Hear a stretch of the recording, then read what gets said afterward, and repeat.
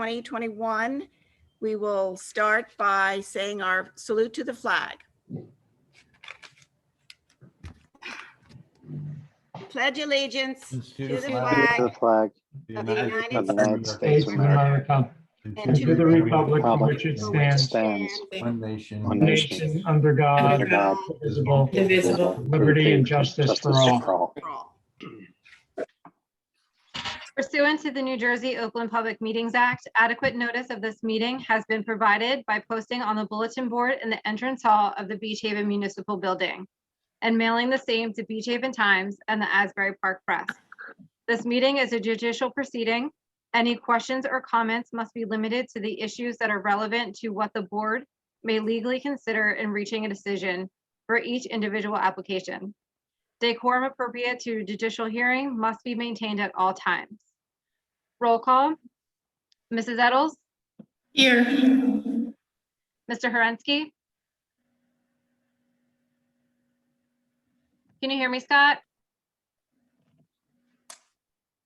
Scott is here. Mrs. Lenhard? Here. Mr. Muha? Here. Mr. Pisano? Here. Mr. Stevens? here, Mrs. Baxter? Here. Mr. Metal? here, Mrs. Ballmiller? Here. Mr. Jenna? Mr. Tinquist? here.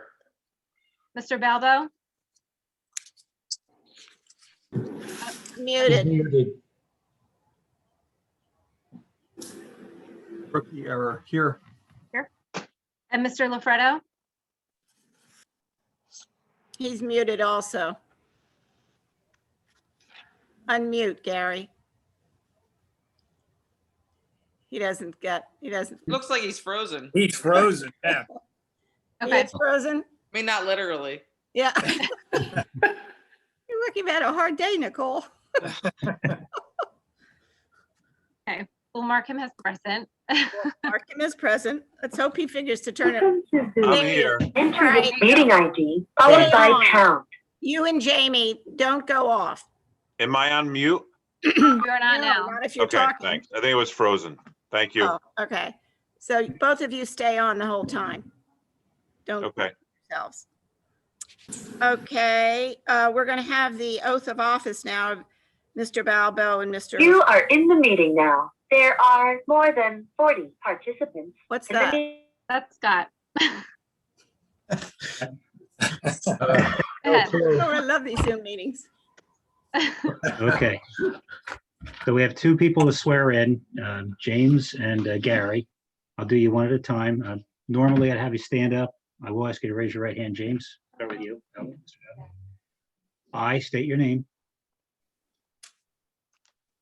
You can't hear me. Balbo, Do solemnly swear or affirm solemnly swear and affirm that I will support the Constitution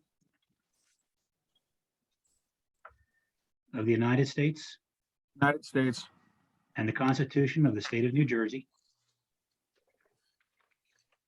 Yeah, still a little closer to the mic for me, would you? Constitution of the State of New Jersey, That I will bear true faith bear true faith, and allegiance to the same, allegiance to the same, to the governments established in the United States governments established in the United States and in this state, and its state, under the authority of the people, authority of the people, and that I will faithfully, and that I will faithfully, impartially, impartially, and justly perform and justly perform all the duties of all the duties of Beach Haven Land Use Board member, Beach Haven Land Use Board member, alternate 3, alternate 3, according to the best of my ability, according to the best of my ability, and so help me God is optional. so help me God. Okay, thank you. Now, normally I'd give you the form, I'd notarize it after you sign it, so Colleen and I'll have to figure out how we're going to do that, but you are sworn in for tonight's purpose as a 3 Land Use Board alternate. Okay, Gary? Where is Gary? Oh, there you are. I state your name, I, Gary Lafredo, do solemnly swear or affirm do solemnly swear or affirm that I will support the Constitution that I will support the Constitution of the United States of the United States and the Constitution and the Constitution of the State of New Jersey, of the State of New Jersey, that I will bear true faith and allegiance that I will bear true faith and allegiance to the same to the same and to the governments established and to the governments established in the United States in the United States and in this state, and in this state, under the authority of the people, under the authority of the people, and I will faithfully, and I will faithfully impartially, and impartially and justly and justly perform all the duties of the office of all the duties of the office of Beach Haven Land Use Board Member, Beach Haven Land Use Board Member, alternate alternate for, 4, according to the best of my ability, according to the best of my ability, and so help me God as option. so help me God. There you go. So you heard what I mentioned earlier. I'll get these to Colleen. You guys can sign them in front of her. She can notarize them. I guess she's here while we're doing this. If you want, I can come over to Mount Hawk and I can do it with you, either or, whatever you guys want to do. I'll explain to you at another time what a class 3 and a class 4 member does. Chances are you won't have anything to do tonight except participate in discussion, not vote. And I'll go over that with you later. If you guys ever have a question, any of you board members who's not available, you can always call me. Okay? Thank you. Thank you. Thanks, Bob. Okay, moving along, we have the approval of the minutes. I assume everybody's read our minutes. Yeah. Can I have a motion to approve the minutes? Motion to approve. Tom? Second. Second? Penny. Penny? All in favor? Aye. Aye. Anyone opposed? Nope. Okay, Okay, next is the approval of the Bonnie, bills. Bonnie, Yes, this is Scott. Can you hear me now? yes, we can. Do you hear double or is it single? No, it's signal. You're fine. Okay.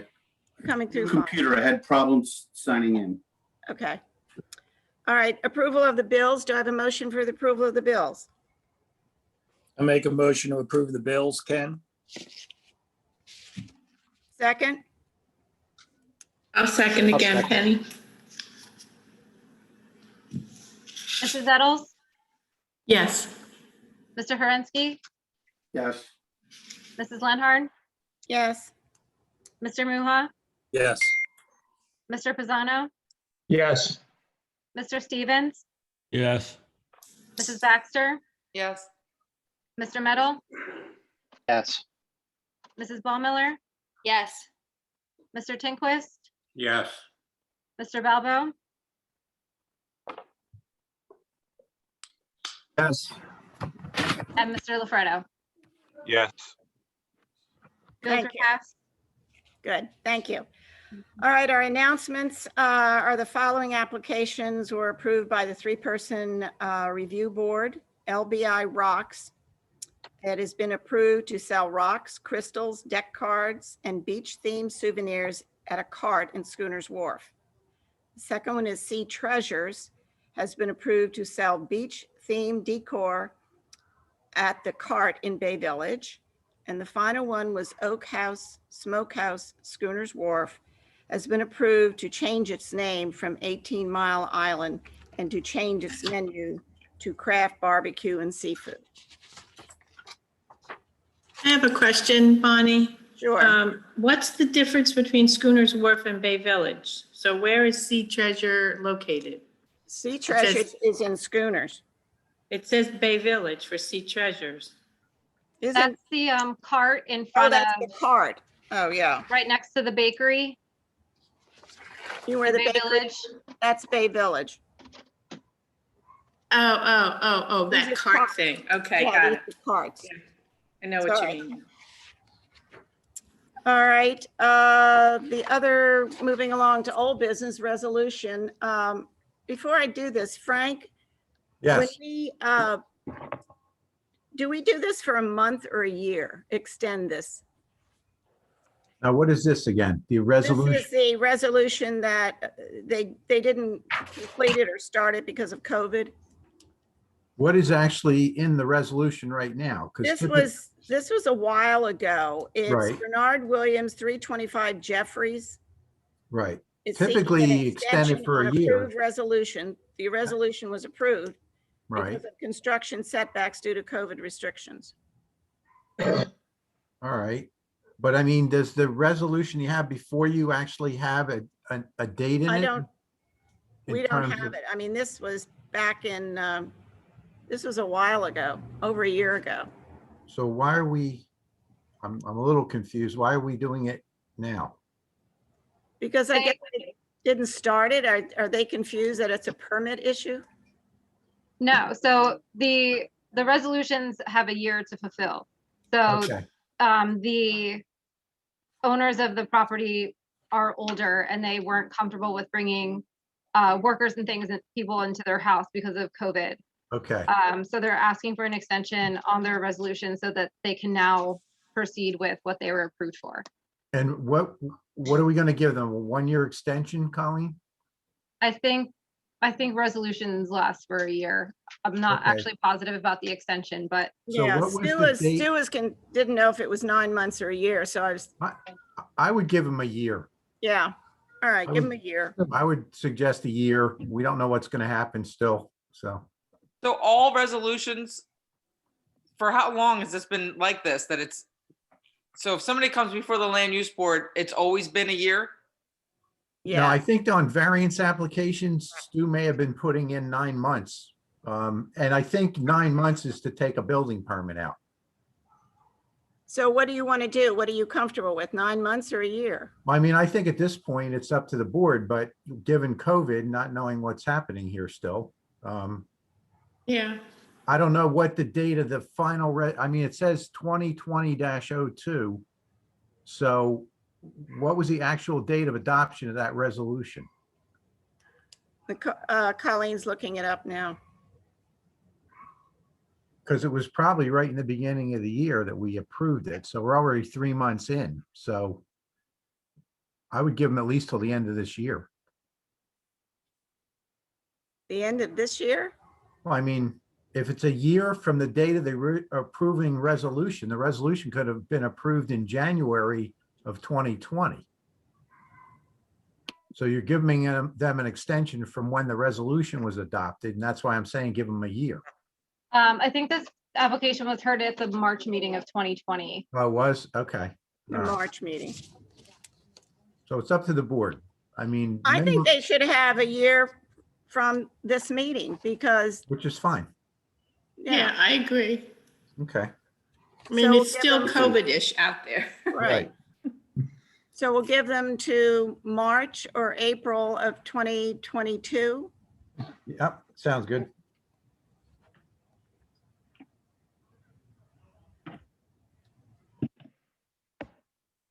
Okay, Bonnie, did you want a motion for that? yeah, I'm just writing down the date there. Can I have I a did motion date. to approve this Well, is it resolution? March or April? April. Let's go with April. Yeah, Can I I'd have like a to make a motion? motion. I would make a motion that it gets carried or approved, extended till April of 2022. They have to have the permit by. Okay. I'll second it. Penny, second. It was Mr. Meadow, Yes. Mr. Pisano, Yes. Mr. Herensky, Yes. Mrs. Eddles, yes, and that are all the previous voting members because Jerry's not here. Right, Mr. Jen is not here. Okay. All right, moving along to our discussion portion, we have ordinance 2021-9C, an ordinance to clearly define porches and permitted modifications and exceptions. Bonnie, you forgot the Mystic Lobster Rolls resolution. Oh, God, yes. All right, back to voting on the resolution for 2021-03 Mystic Lobster Rolls and Subs, 805 North Bay Avenue. That was the one across from Tula, correct? Yeah. So I had a couple, just a couple Questions. markups I have. Okay, The whereas part, that the property previously was operated as an organic food store. I'm looking at that paragraph. The trash will be disposed by using 3 cans. with overage being stored and disposed at the applicant's ship bottom location. Applicant will not have more than 3 employees. That sentence is fine, but there's a part that says cooking will comply with all fire and safety codes. But then when you flip it over, I printed it out. So the proposed use on the back, you know, he made some testimony where he was only having a garbage, like a Yeah, 13 there's no gallon cooking. There's no cooking in that place. Right, so I didn't understand why that was on there. Cooking will comply with all fire and safety codes. So why is that mentioned there when I go to the back and it says that there will be no cooking on premises, there will only be the assembly of the product? I revised that and sent out a new Okay, okay. one with I changed the cooking into food preparation instead. Is And that she the sent paragraph out you're looking at? She sent out a separate one Okay. after that was corrected. And did you leave it the assembly of the product? Yes. Any other questions?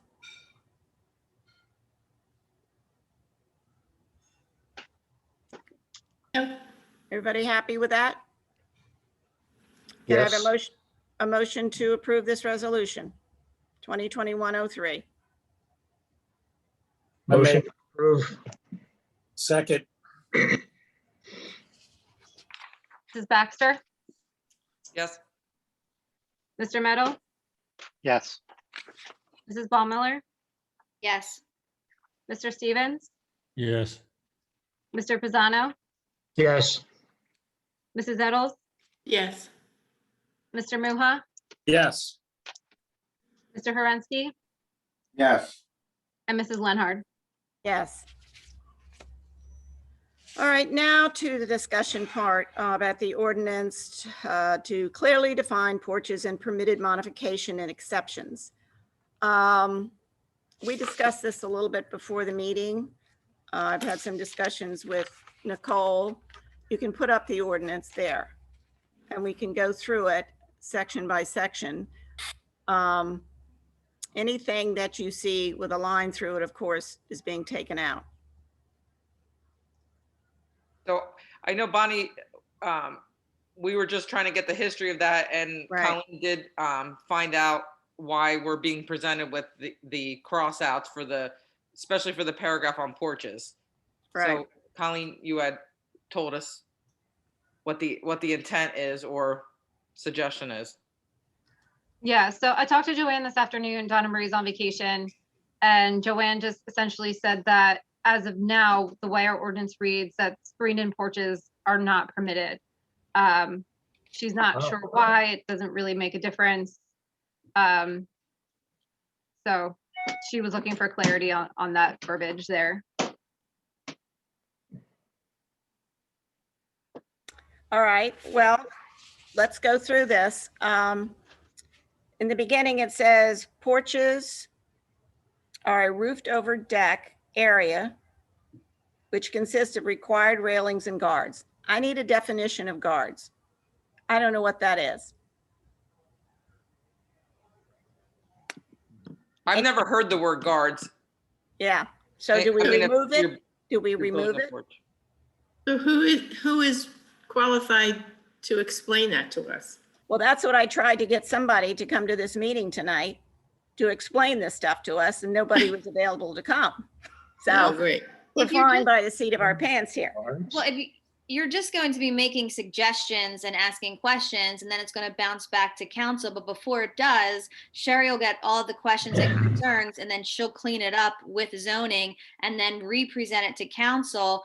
And then council will decide if in fact they're going with the changes or that the land use board suggests. So make your suggestions, ask any questions, and then it will go back. It's more like another set of eyes on a law that's going into the zoning. But it's very hard to make good suggestions When if I you don't understand that. understand the terminology. So So, I would take guards to be anything that's not like railing spindles. You know, some people put up thicker glass panes, that kind of thing. It's not railings, but it could be argued that they're guards, so you don't go underneath the railing and above the floor and, you know, through and fall. Well, we should simply say back to the council that we need clarification on what that means. Yeah. What is a Need a guard? definition. A Yeah. definition for guard. So a roofed over deck area with required railings, and then you're just asking them why include the word guards? What was their intent? Right. Railings and walls shall not be solid. So when you get to walls, you know, that's like putting up if you see like an old little cedar shake house where if on the front porch, they have a knee wall is what they call them. And then they're cedar shaked. So, you know, this is a little tricky because, you know, the intent of a porch architecturally is to add character to a building. So, you know, that's how I'm interpreting that, you know, you really, when possible, when you have railings and caps and columns, this is all adding interest to a new building getting construction. There's an openness to it. When you have condos lined up one next to the other and there's two solid walls, how are they going to get around that? Is that not a porch? Well, It's got one open wall. No, it'll have two solid walls and then usually a glass door behind it. So 3 solid walls and 1 opening, or do we not call that a porch? Is that a balcony? Yeah, I think you don't want to have, I don't think you want to have, like when you get down further on this, you don't want to take away 2 sides. The whole idea of porches is to add openness to the box. So a box, I can look outside my window right now and you can build a box and put a roof on it. The idea of the openness of the porch is breaking up the scale of the building. Right. So, and then, you know, if you just have one side, I think you're not having that open air effect. So what you're asking, Ken, is that last sentence says porches shall be open on a minimum of one side, which could be balconies. If they're closed in, except for the front part of the balcony. I guess I'm asking the council what their definition, how to differentiate between a porch and a balcony. Yeah. And I tried to look up the word porch in our zoning and we don't have, I couldn't find a definition. Maybe Frank could. I don't think there is one. Yeah. Definition of a porch. The way I read this, does this require at least one side to be completely open with no, like Nicole called them, knee walls? Well, no, they're saying, I think a railing and that above the railing would be open, so that it used to be 2 sides. And I feel strongly that it shouldn't be one side. It should be 2 sides unless somebody can tell me the history of why they wanted to do one. Well, But are you going to include balconies with porches? I mean, or is that going to be a separate thing that has to be dealt with? Balcony goes from a second floor. Right, good point. And a porch is supposedly where your front door is. But we know there's porches off the sides of houses and back doors too, but I think a balcony is a second floor. With no I've got a porch egress off or my access to second the floor ground. on the corner of the house. And 2 sides are open and both sides have knee walls with little like 14 or 16 inch railing on above it for looks. And safety. So are you, I can't hear what comments that everybody's making about, I get the point of a balcony must be on the second floor. But you could have a raised house with a balcony off the first floor. You could have that down at the beach. So like, here's a picture of a house on our lagoon. And I'm just, when I see this, imagine if one side just had siding on it. Yeah, I'm not having a problem with anything you're saying, Nicole, about the box and the porch adding character, architectural character to the building. I'm having trouble how we're going to word or suggest they word this problem of dealing with condominiums and their balconies. You know, the original intent of this ordinance came about because of the habitable floor area ratio Right. and heated space. And to have openness to these structures, I think the intent was to have open porches. The minute you start screening them in or putting knee walls and storm windows in, they start becoming livable space. But So people may I start point sleeping out, on the porches and, you know, Yes. they're screened in and the intent was to have it open. And that's Yes, why the Frank, but- original definition was put in. but look at the Knee walls don't make it area. not How open. many front porches have knee walls? Right. And you're gonna say the architectural in the historic district is no good?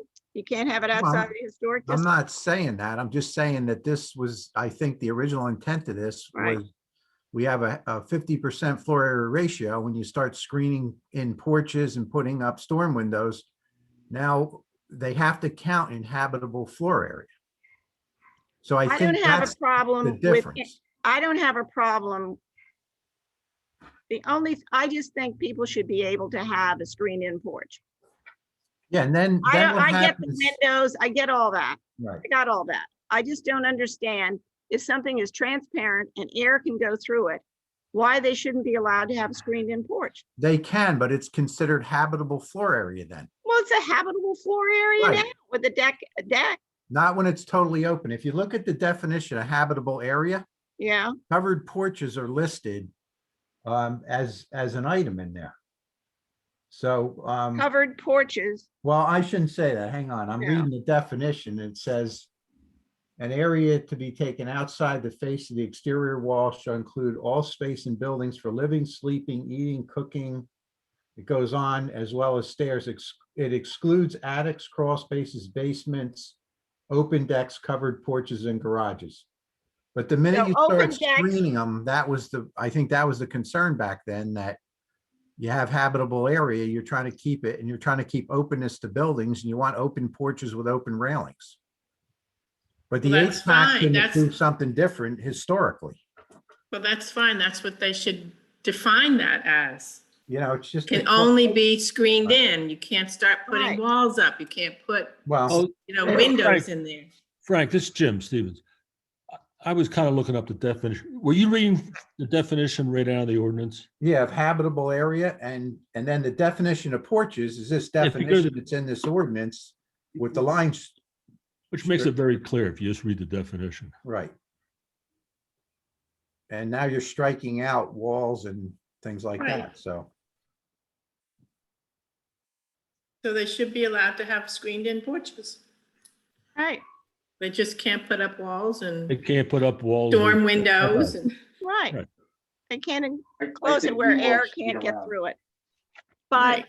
but how does everybody feel about these glass paneled railings that they're doing now?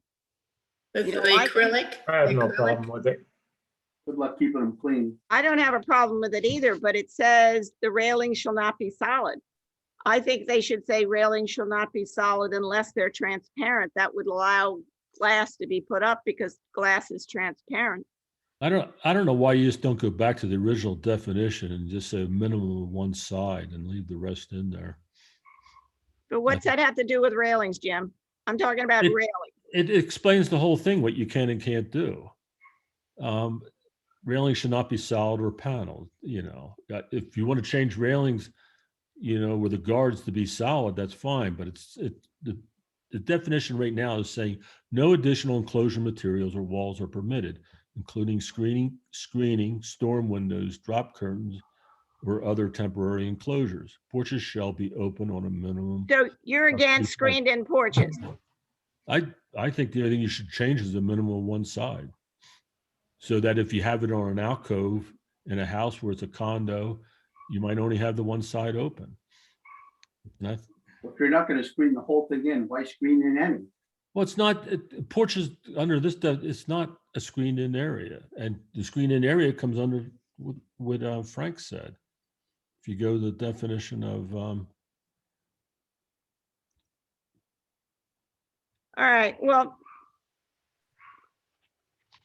I think screened in porches should be allowed. The rest I do not think should be allowed. I don't think the bit about solid. I think you should allow those glass railings or whatever they call them that are made out of glass. I don't know what the technical name is. It's somebody builder would know that better than I. And I think we no need to enclosure material. Foster the traditional look with V walls and traditional porches for like second floors and corners of the house. Who's talking? I don't. I'm Scott sorry, is. Scott. I think it was Scott.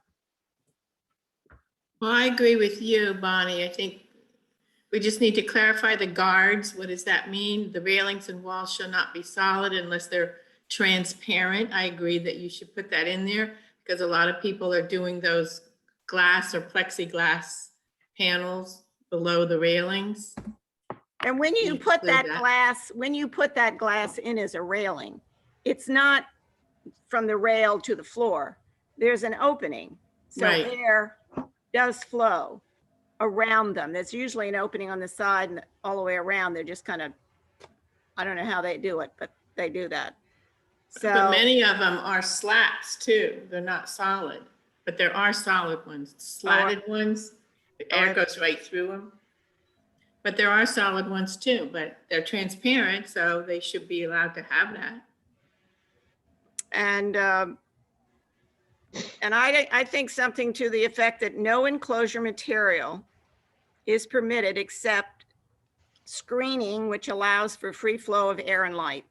And that's it. Good. Insect screening. Insect screening. Yes, excuse me. insect Because screen. that's what it says on in the IBC. Okay, we'll use insect screening. And then we're moving on down. Does everybody understand the 60 square feet?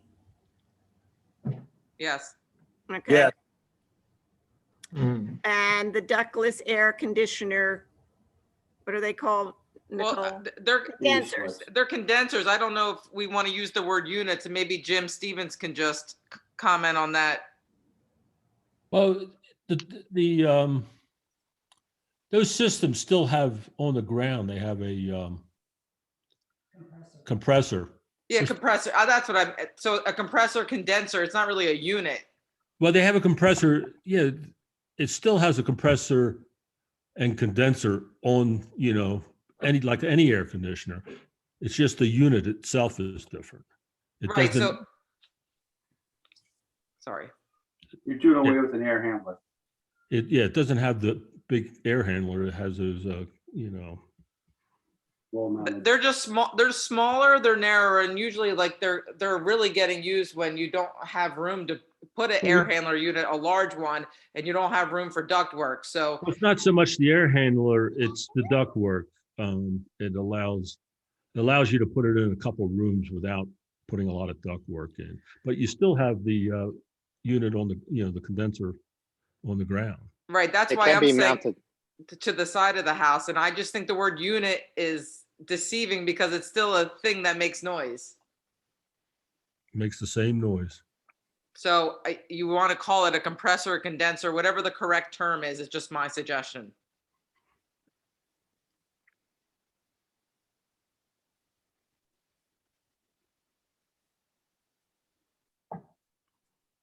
No comments on that? Well, I also thought that, I think, why are we putting them on the ground when I've seen them done well, getting put on the sides of the houses too, getting mounted like with a little bracket. Right. Well, that's kind of an individual choice of people if they have the space, isn't it? Yeah, I don't think we need to restrict that. I think that should be the Right. homeowner's decision. Any other comments? Jim, are you happy with what word? As far as what part? Units. Yeah, it doesn't matter. I mean, it's there. Okay. Nobody feels strongly one way or the other about that? It should say compressor. Yeah, if you're allowing it, if you're gonna allow it on, Ductless air conditioner compressors. Good, yeah, you're Wait. talking about the compressor specifically, not the unit that's inside the house or any of the ducting going up the sides of the house. So might as well be specific and call it compressor. So I Okay, just Googled this very quickly, and the definition I got is a ductless mini-split air conditioning system consists of two main parts: an outdoor compressor or condenser paired with an indoor air handling unit. compressor or condenser? Yeah. And to tell you the truth, Bonnie, I'm not so sure why it has to go in the side yard. Why it just still can't stay on the rear yard. Well, it says the side or the rear yard. But when you're on the side yard, you're pretty close to the unit next to you. If you're in the rear yard, Yes. you have more space. I mean, I would say you can encroach on the rear yard, but I don't see the point of putting it on the side yard. I think with the side, like if you have an old little house, then you're able to directly put it into like, picture like if your living room is right here and you put it, you want that condenser close to the, because you don't want to run all the hosing and everything to it. So I think that's what becomes an issue for the older homes. Yeah, I think that's an individual issue. Right. You would have to decide which is best for that house. Maybe where possible, it is in the rear, because I think that these things still make noise. So maybe when possible, Jim has a good point, when possible in the rear, but when it's not, I don't know. I don't know. They make Yeah, the I mean, you same, could think these things to death. I mean, because there's they all make the kinds of same noise as an air situations. conditioner. Yeah, No, they're a lot quieter. well, I have both. What'd you say, Tom? Did you say something? Oh, that was Scott again. What did you say, Scott? I said, I have both. I have mini splits put in on one floor, and I've got the old traditional compressor for another floor that I have not yet replaced. Yeah. And the mini split compressor is far quieter. it's probably because there's a smaller unit. They can get quite large. All right. Go ahead. Anyway, Well, I'm not getting enough of a consensus on this ductless air conditioner, whether it's Well, condenser, compressor, side yard, rear yard. just change the units to compressor or Condenser. condenser. In And leave the quotes or rest? whatever. Yeah, I think so. Anybody else have an opinion? I think they should be in the rear of the house if at all possible. Who's that, Scott? Yes. And I agree with that too. Okay. Well, then let's say rear. But you know, are you putting it in the rear because of noise? And Well, looks think from the about a street. house. Think about a house in a historic district. You're going to want to minimize that hosing / outside ducting. And if you run it in the back, but you're actually bringing the air handler unit up to the front of the house, I don't know. I think you should have the option to put it on the side. You know, I don't want to limit it to the historic area, but I could understand it's on the outside of the house, the hosing / ducting. Right. What about people who live on a corner? Same thing. If you live on a corner, it'd be actually less intrusive to the neighbors. There is none. I think we ought to leave it like it is, side or rear. For that, and change it to condenser. I agree. Or whatever they call it. You can do Condenser or compressor. What, Ken? Condenser / compressor. Compressor, right. Condenser / compressor. and that's for a ductless system only. Correct. Right. Make sure that gets in there. All right, that's enough for that. We've got enough information we can send to council and they can deal with it. All right, moving along, our first application this evening is 2021-08, Michael Peeler. The applicant is a minor site plan approval for change of use from retail to restaurant and C variance for existing non-conforming lot area, rear yard setbacks, and minimum number of parking spaces. before we begin tonight, I just want to remind the audience that this meeting will end at 9 o'clock sharp. The public gets up to speak, you're limited to 3 minutes. And when you get up to speak, please say your name and your address. Okay, who's representing Mr. Peeler? Thank you, Mrs. Chairwoman. My name is Michael Lario. I'm an attorney at the firm of Nemad, Davis & Goldstein. I'm here tonight on behalf of the applicant, Michael Peeler. This is an application concerning property located at 208 North Bay Avenue, Block 152, Lot 3. It's an application for minor site plan approval, a change in use application, and C variance relief from certain bulk standards. And the applicant seeks this approval in order to convert the existing vacant Phoenix retail space into a 33-seat pizzeria and restaurant. As many members of the board may know, that building has existed at that site for approximately 100 years. It's approximately 2,068 square feet, and it's been vacant since, again, around 2012, 2013. There are residential apartments located above the retail space. The applicant is proposing no change. Those will continue to exist. So this is a mixed use, commercial on the first floor, residential above. That is permitted in the BD zone. Now, the applicant is really proposing no change to the structure at all. There's no expansion of the building footprint. Really, this is just a change in use to go from one permitted use, a retail establishment, to another permitted use, a restaurant.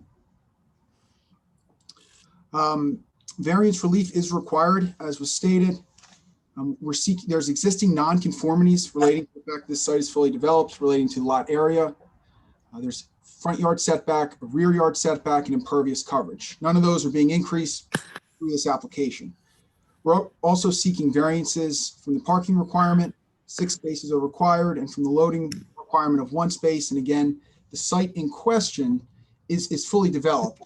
So there's nowhere to put these parkings, the 6 spaces, and the loading area. So we're seeking that relief under the C1, the hardship criteria, because this is an lawfully existing structure, which it's impossible for the applicant to comply with these requirements given the nature of this existing structure.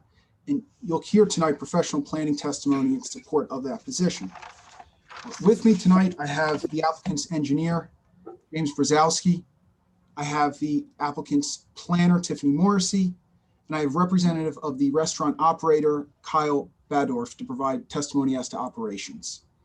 I'm going to start with Mr. Brzezowski.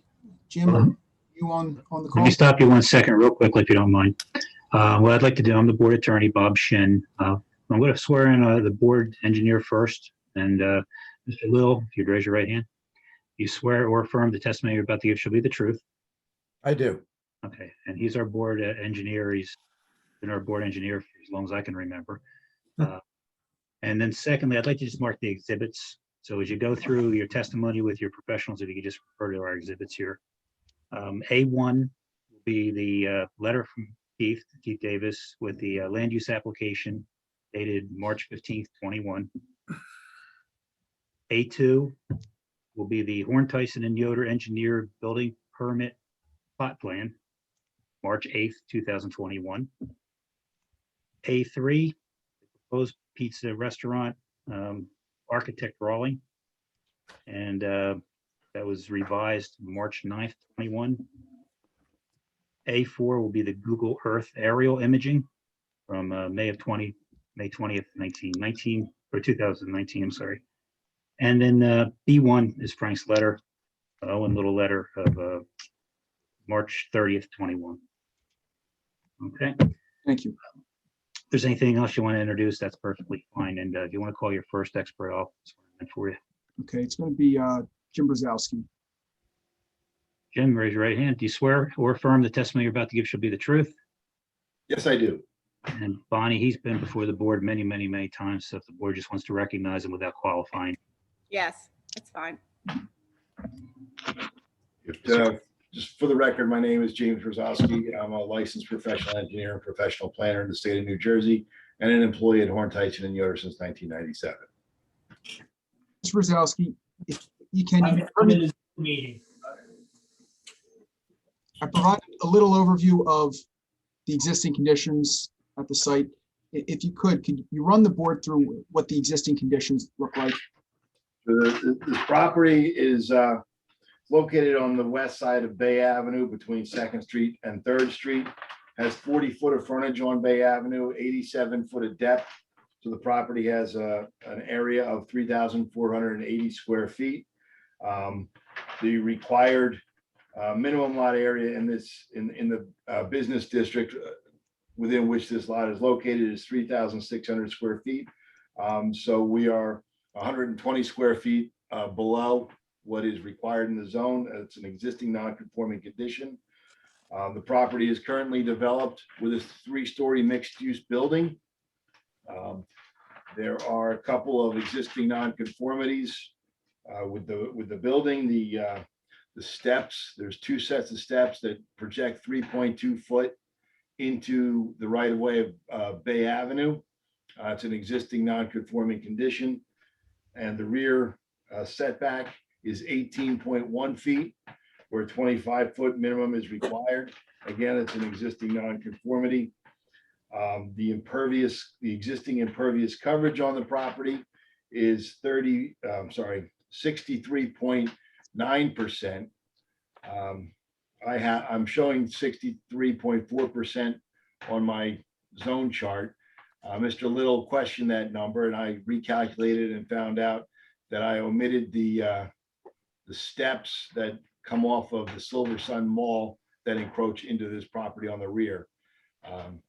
So the actual number, the impervious coverage is 63.9%. Where 60% maximum is permitted. There are no existing parking spaces on this property, and there's no existing loading zones on this property. With the apartment above and the existing 2,068 square foot retail, 6 parking spaces total are currently required. And we're proposing to convert the 2,068 square foot retail into a 33-seat restaurant. There's no change to the parking requirement. Still 6 parking spaces are required, and we're not able to provide the side yard setbacks. For this property, we've got 1.2 foot side yard setback to the south, and this building abuts the Silver Sun Mall to the north for a 0 foot side yard setback to the north. So there's really no way to access the rear of the property where you could put parking. So there's no parking that's available even to be provided at this property. Just to be clear, so the parking requirement right now with formerly the retail on the first floor and the 1 apartment on the second floor is 6, correct? That's correct. And what we're proposing would also be 6, so it's no change in the parking requirement. That's correct, yes. Okay. Now, I know you mentioned a 33-seat restaurant. Using the floor plan should be A3. Can you just run the board through what we're proposing to do? Just briefly.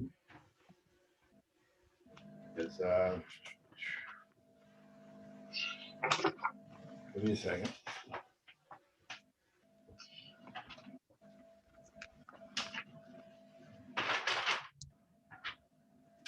And so, basically, the front of the building is going to have all the seats, and the rear of the building, we're going to have the kitchen area, the entrance on the south side, the steps that encroach on the south side lead to a set of stairs that goes up to the apartment above. There is a door on the north side of the building off the kitchen area that's going to access the little alleyway on the north side that takes us out to where we're going to propose trash to be stored. The trash is going to be stored on that north side, and on trash day, we're going to cart it through the building to the front of the store, as there's no other means to get the garbage to the front of the store. So that'll be, just to be clear, for A3, it's that trash area, that's outdoors, correct? The trash area is outdoors, yes. Okay. through the stores and down the stairs Pardon me? to take the trash? You take it through the store Yeah. and then you're gonna move it down the stairs? to Well, the there's street? the first floor of this building is about a foot off the ground. Okay. So yeah, Okay. And that again is just because existing conditions, as you said, we're right up against Silverstone Mall, and then there's no side yards in which to take the trash, so it has to unfortunately go through the store. that's correct. Okay. Jim, is this going to be a 4x10 container with a lid? No, we're gonna have to put trash cans that a human being can cart through the store. But you can't get a truck back there. So a 33 feet restaurant's going to have trash cans? It has to.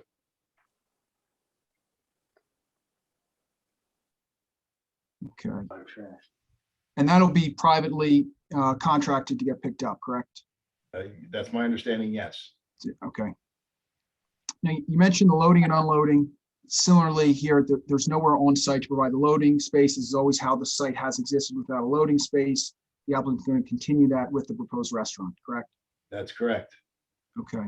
But all deliveries will go through the front door. They have to, yes. Okay. And again, that's just consistent with the historic use of this property, given the unique circumstances we're dealing with here. There's really no other option. Yes. But the historic use was a retail, it wasn't a restaurant, right? Correct. Correct. But deliveries always, they always went through the front door for whatever the permitted use was. Except the difference is retail, you'd go once a week, maybe once every 2 weeks. With a restaurant, you're going to be every other day, especially in the summer. It's a big difference. Type of trash is a big difference as well. Oh, absolutely. Volume of trash. So how do excuse me, how do these cans get out to the street? Through the restaurant. And where are they going to sit on Restaurant? the street? Sidewalk? Yeah. Mr. Rizzo, the cans will be picked up on North Bay, correct? Yes. And they'll be contracted out, as I said, to provide pickup as needed to address, so again, the level will be regularly to keep up with the trash demand. Yes. Okay. So would they probably be put out the night before? Yes, and I mean, it will be likely every day. They'll have to contract out to pay, so it's going to be a very regular. It'll be as needed, but obviously to keep up with this demand of the trash in the rear, because unfortunately there's no other way to get it to the front of the building. I can see one major problem. You are directly in front of the Chegg. I have a restaurant down the street from the Chegg. I empty my garbage can every night, and every night during the summer, it's filled up and there's trash everywhere from the Chegg. You're going to be directly across the street from it. It's going to be a problem. Are you saying people dumping into? I say people from midnight to 4 in the morning take their stuff, they eat outside, and I guarantee you your trash cans are going to be overflowing. And if they're drunk enough, the trash cans are being upended. And you're lucky enough that it's only trash. I have another issue that we're trying to deal with. Well, again, it's part of running the business every morning. Obviously, the applicant will have a responsibility. If there is that trash out in front of the store, it'll be their responsibility to keep up that trash and keep it ours, or keep it clean. I mean, this is something that they're going to want to keep the front of their stores looking neat and orderly and keep the trash from accumulating. And can we just talk about too, there is existing living space above. I'm not really clear, just because there's trash with all of that too. So are there 2 apartments, 1 apartment? How many bedrooms? There's 1 apartment. So you go up the stairs in the front and it's a 2-story apartment. The stairs are, Jim, if you want to show. We just don't have any apartment plans, and I know it's existing. I'm just trying to understand. So you have stairs that go up stairs? Because it says it's a 3-story mixed-use building, so, Yeah, there's basically a lofted third floor. And there's one apartment with 3 bedrooms. 1 apartment, 3 bedrooms, 2 stories. Yep, With a full kitchen? yeah, yes. 1 full kitchen or 2? To the best of my knowledge, there's 1. I personally haven't been in there, but when I asked the question, I was told 1. Again, Is the access to that apartment that south stoop, steps, whatever? Yes. Yes. yeah, correct. And it is 1 kitchen in the apartment. There's a space on the first floor, which is approximately 18 by 25 feet behind the area being improved. What's in that area? It's going to all be part of the restaurant. Well, when you No, look at the restaurant, There's an additional space. The restaurant goes that 43 feet deep. Yes. But behind that, there's an area 18 by 25 that doesn't show on the restaurant plan. What's that space being used for? I was told it's all going to be used as part of the restaurant, the kitchen area, the prep area. Who told you this? If you can pull up the floor plan, I think it'll, the floor plan doesn't show that. I was asking the same question because when you look at the dimensions, It's an 18 by 20 foot space back there. It looks like they've added an exit door for the kitchen where the air conditioning unit was. That's why I guess they're moving that. But It'll there's a space there. What's part of the kitchen, that area back there. so in Frank's letter, when he says it's a 2,068 square feet retail space, it's turning into a 1,600 square foot restaurant. This 450 square feet that we're kind of talking about, because we're just trying to understand what's in the back of when you walk through their kitchen area, the double sink and the proofing room. Because this doesn't, the architectural restaurant proposed plan doesn't match the building footprint on the first floor. It'll all be kitchen back there. I it'll- think that needs to be corrected to show that. Okay, that's not a problem. And then I noticed on the architectural plans, it says 30 feet where you have the banquette of seating. 2, 3, 4, 5, 6, 7. And if you look at the site plan, it says 33.6 feet for that wall. I'm sorry, can you, I'm following along as you're, South wall. The wall that's running along where the restroom is. okay, You see your dimension 30 feet? yes. Then go to your site plan. And that says 33.6 feet. So the site plans are correct. It must be, the architecturals aren't reflecting that 3 feet. Right, so that changes the square foot area,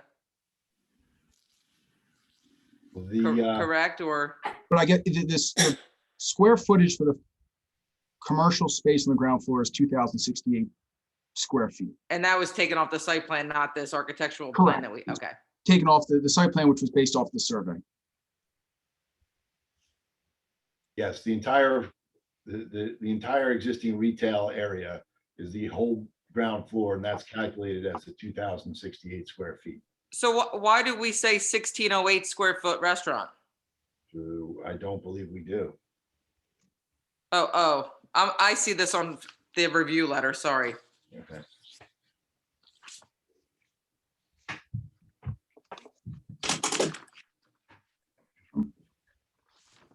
Mr. Brzezowski, there was also a question in the review letter as to the sidewalk. As a condition of any approval, the applicant would agree that you would walk the site with the board engineer to make any repairs. I think overall the conditions were satisfactory, but any areas that needed to be repaired as a condition of approval, the applicant could agree to make those necessary repairs. Yes, that's correct. Usually we have a note on our plan that says that. I don't know if we got that or not. Yeah, we do. We state that as note number 5 on our plan, that any existing curb or sidewalk that below standards will be replaced at the direction of the borough engineer. Okay. And finally, for the signage for the proposed site, the applicant is proposing a sign that will be fully conforming with the ordinance requirements, right? As to number, size, height, et cetera. It'll be a fully conforming sign. Yes, it will. And if the board so requires, that can be submitted as a condition of any approval for review as well. Yes. Okay.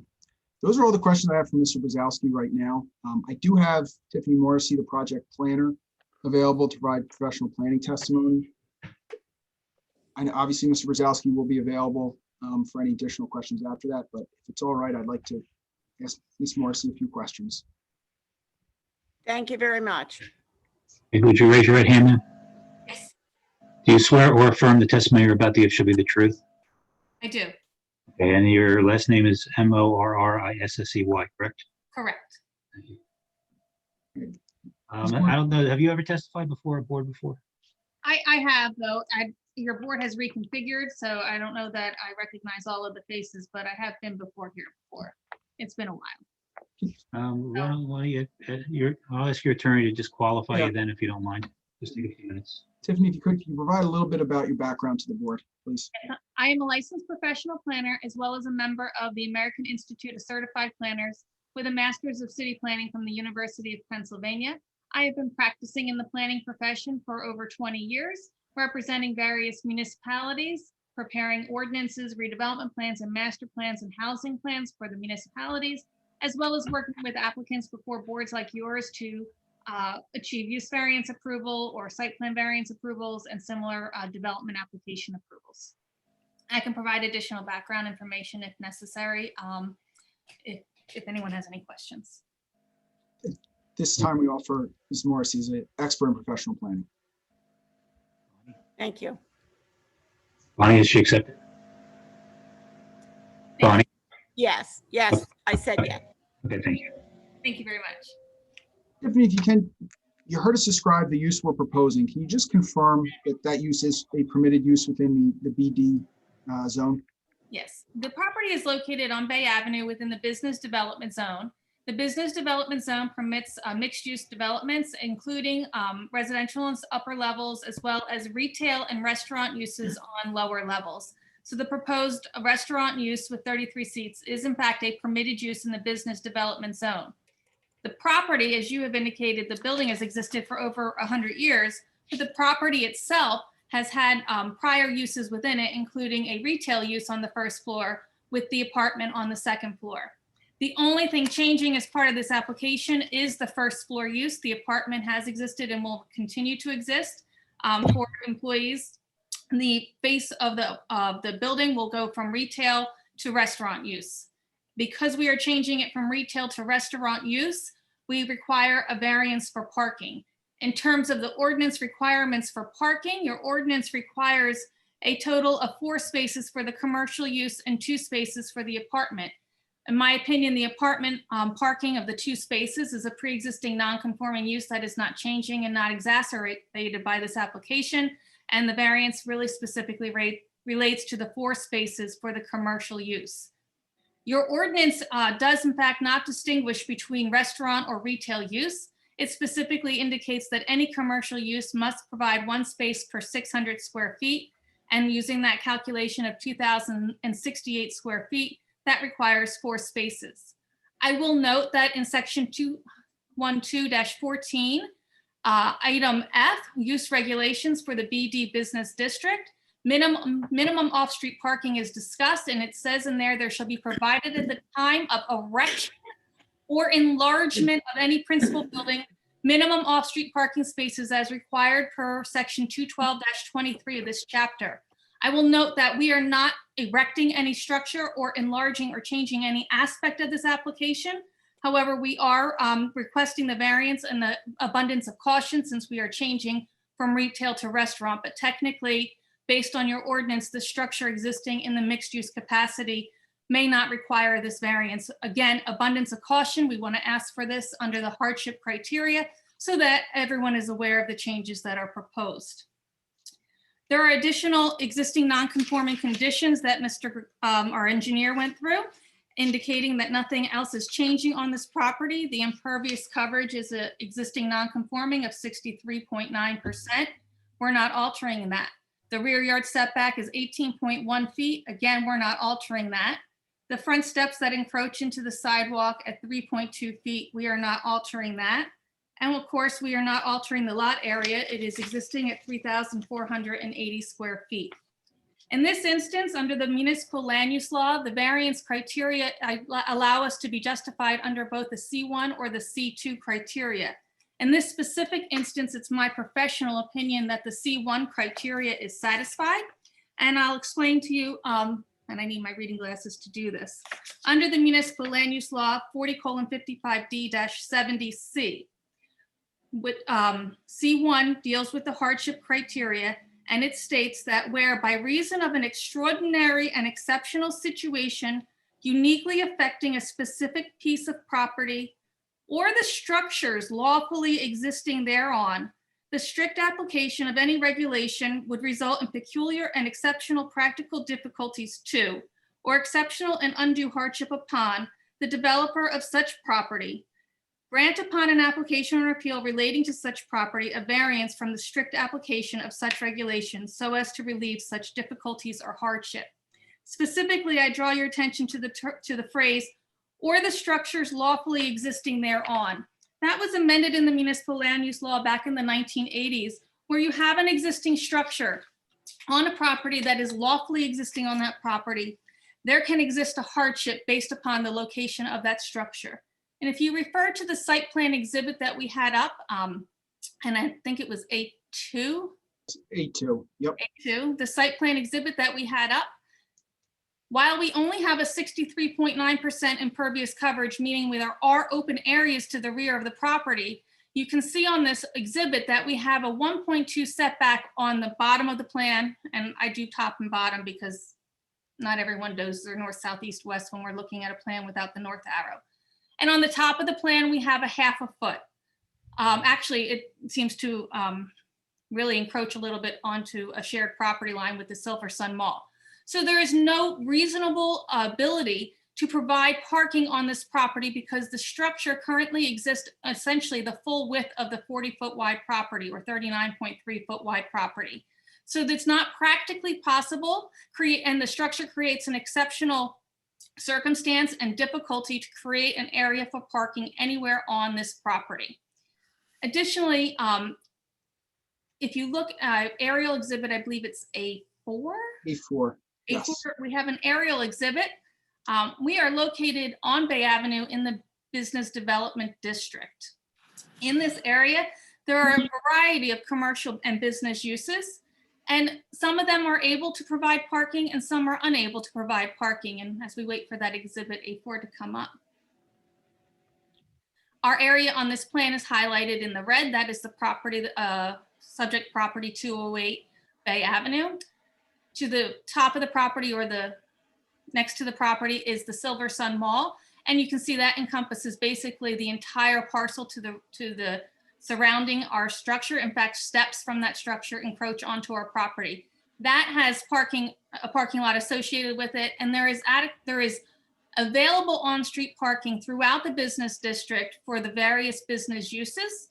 To the bottom or south of our property, or I guess maybe it's the west, there's a north arrow over there, is a vacant piece of land with some, well, primarily vacant, but that is owned by Atlantic City Electric and is unavailable for use. So we have that open space to the side of us, but we can't utilize it for parking or we can't acquire it. We can't use it for any other purpose.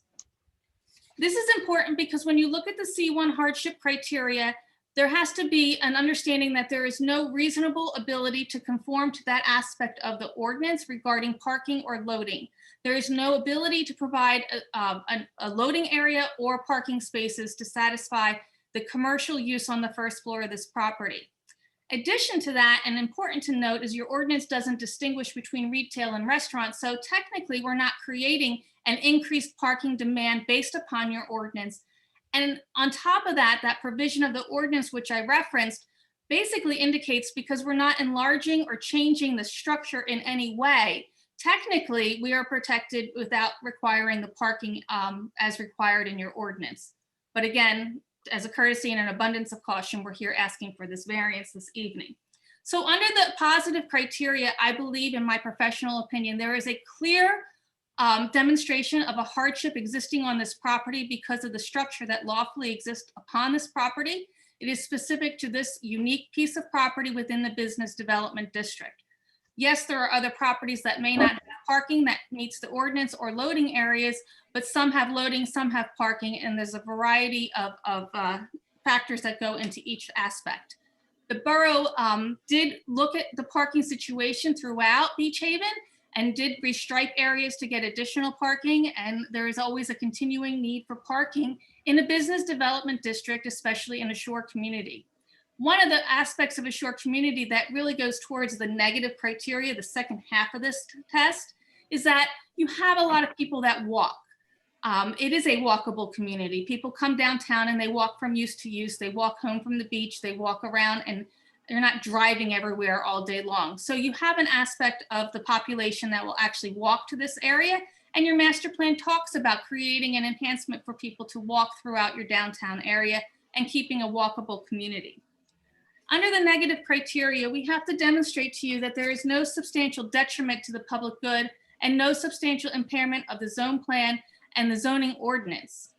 In this instance, if we talk about the substantial impairment to your zoning ordinance and your master plan, your zoning ordinance, all of the conditions that exist here have existed and will exist no matter the use of the property. And there's no distinguishing factor in your parking ordinance between intensity of commercial or retail or restaurant type uses.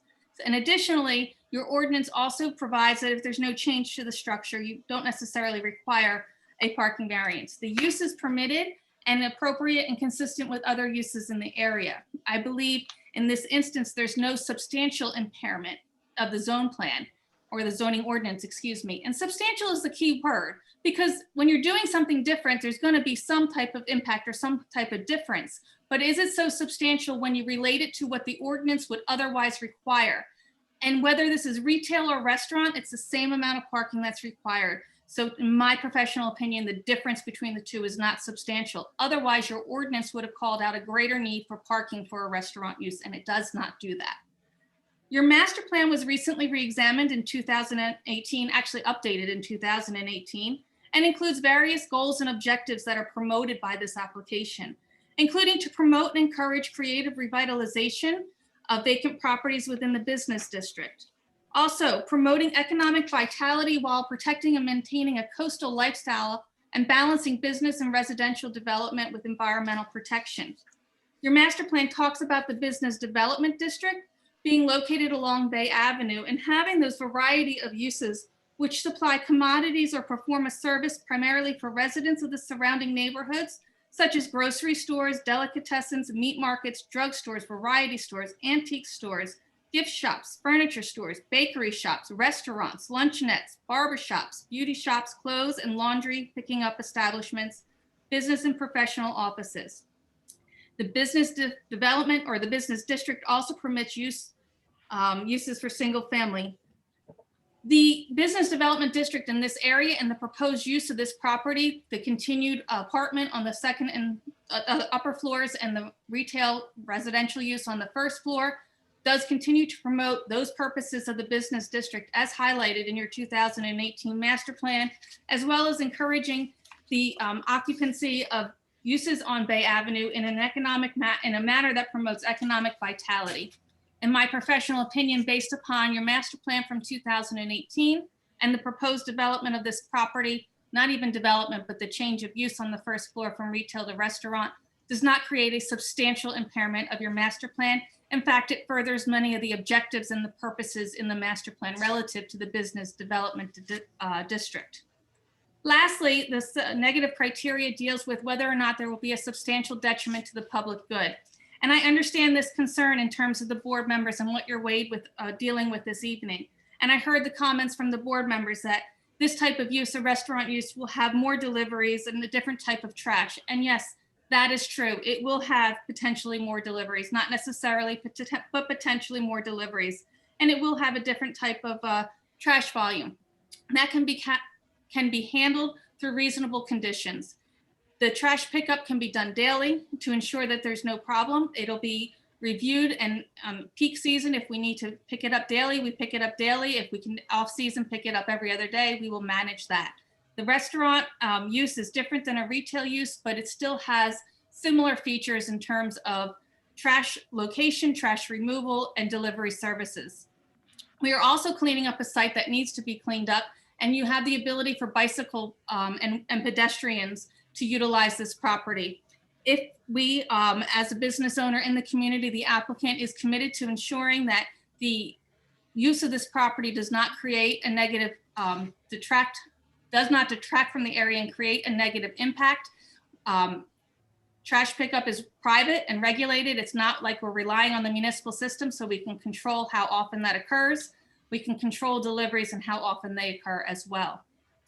So based on the proposed development of this property and the fact that the main variance relates to parking and loading, and real specifically to loading, we believe that we can manage this with the area adjacent to the property, the fact that we have a vacant lot next to us, and control the pickup and deliveries as necessary, that these will not create a substantial detriment to the public good.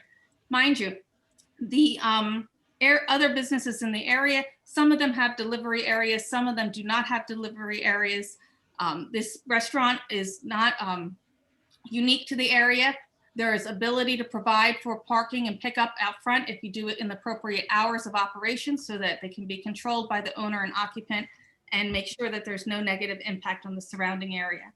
In terms of this application, specifically, I believe that there is a clear hardship that exists no matter the use of the property. I believe that this does not change no matter what we come before you with. In fact, it would actually be more substantial of a change if we converted to 100% residential, keeping that first floor as a commercial use that's consistent with the business development district, allows for that walkability and streetscape aspect in terms of people walking around, coming up and using this property on their way to and from the beach, or when they're not during the weekends, gives a nice feel to the business development district. And that's what you're looking for in a business development area. I believe that the impacts are not so substantial as to rise to taking away from the positives of this application, especially since your ordinance does not really distinguish between retail and restaurant type uses. So there's no impact even recognized in your ordinance on these different uses. And lastly, I believe that we're consistent with your ordinance, which really it questions whether or not parking variance is required, but can be accommodated given the small size of this restaurant in relation to others, and that it is located in an area next to a mall area that has its own parking, and there is on-street parking in the area.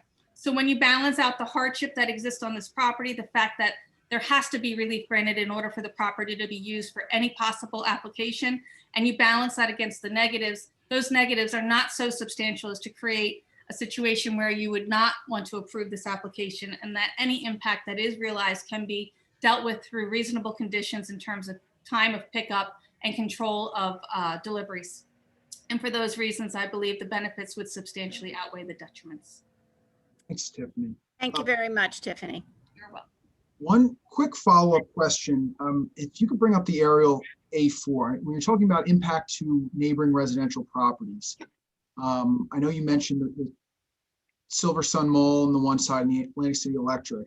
So there's really no residential properties immediately adjacent to the site, correct? Correct. And that's actually somewhat unique to a business located along North Bay Avenue, because most of them are directly abut in the rear residential districts, residential homes. Correct. We are surrounded on two sides by the structure for the Silver Sun Mall, and then the open space that's owned by Atlantic City Electric on the other side. Okay, and again, that speaks to the impact, as you said, to the negative criteria. It just further reduces that negative impact to the local residential community. Correct. Okay. You also mentioned that the master plan speaks of the revitalization of vacant properties, of deteriorated properties. Would you agree that the site in question is a vacant and deteriorated property? It's absolutely a vacant property. In terms of deterioration, I think it is not as bad as it could be, and any improvements that we provide will enhance that structure. It has been there for over 100 years, so there will be improvements done as part of the change from the retail to the restaurant, but I do believe it creates an improvement to the area. Those are all the questions I have for Tiffany at this moment. I don't know if any of the board members have specific questions for. Well, I'm going to open it up to the public first and then come back and we'll discuss it and go from there.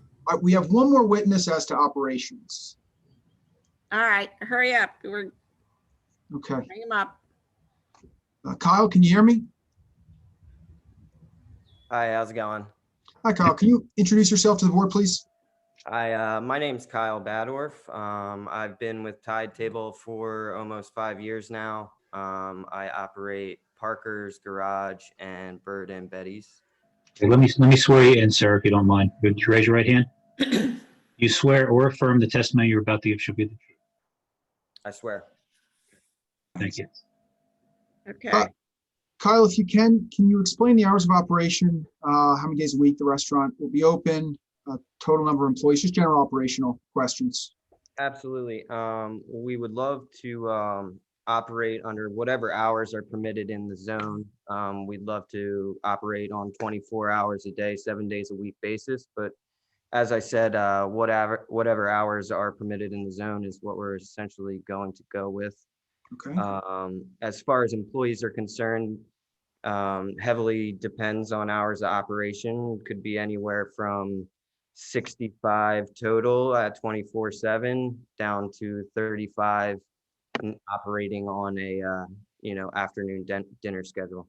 So that would be the peak shift, the 35? Yeah, during peak hours, I'd say we only need probably 16 to 20 employees total during peak hours of the day. Okay, understood. You heard a question as to deliveries. Can you explain how deliveries will be made, how often, how long the average delivery takes? So average delivery takes probably about 8 to 10 minutes. We have designated employees in our restaurants called porters who are in charge of receiving our product, quickly getting it into our refrigerators, organized and rotated properly.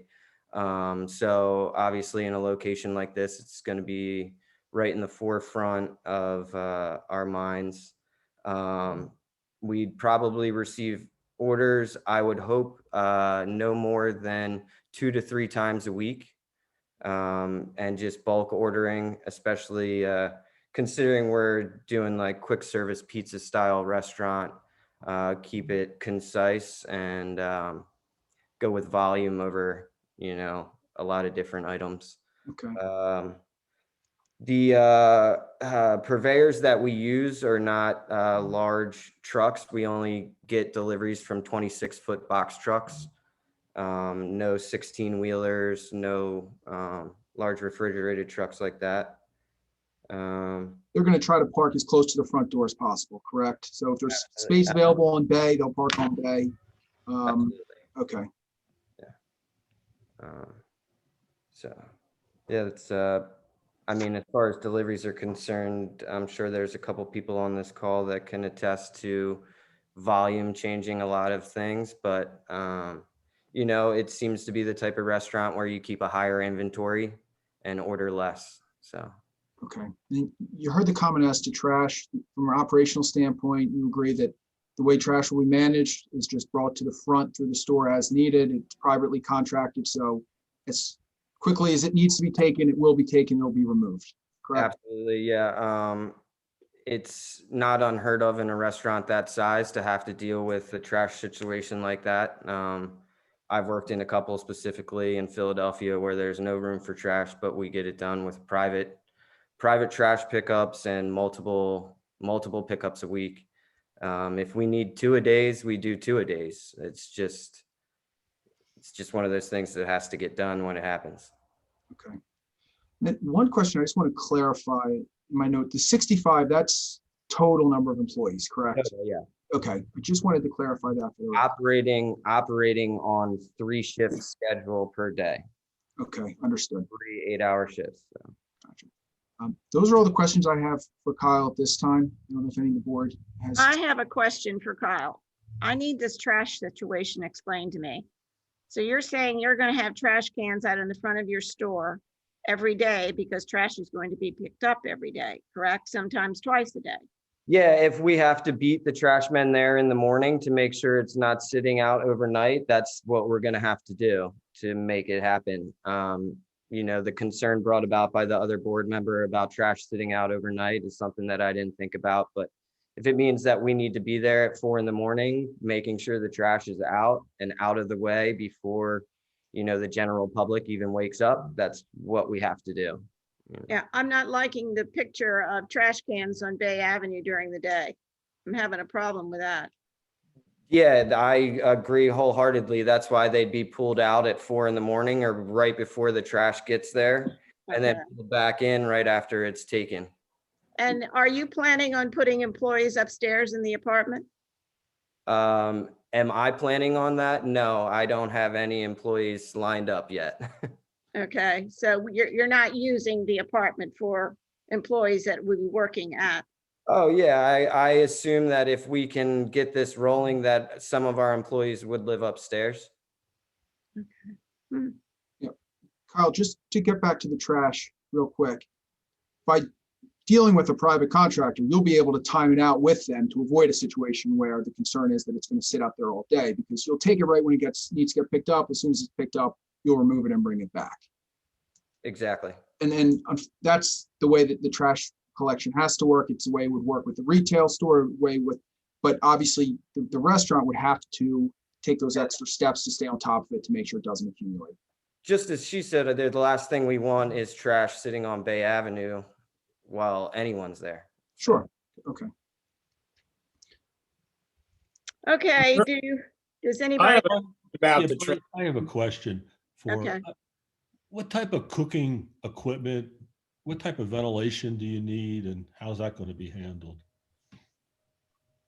A pizza oven would be ductworked with a fan, and any hood system that we would need for open flame cooking or ovens. And where's all that going to be ducted to?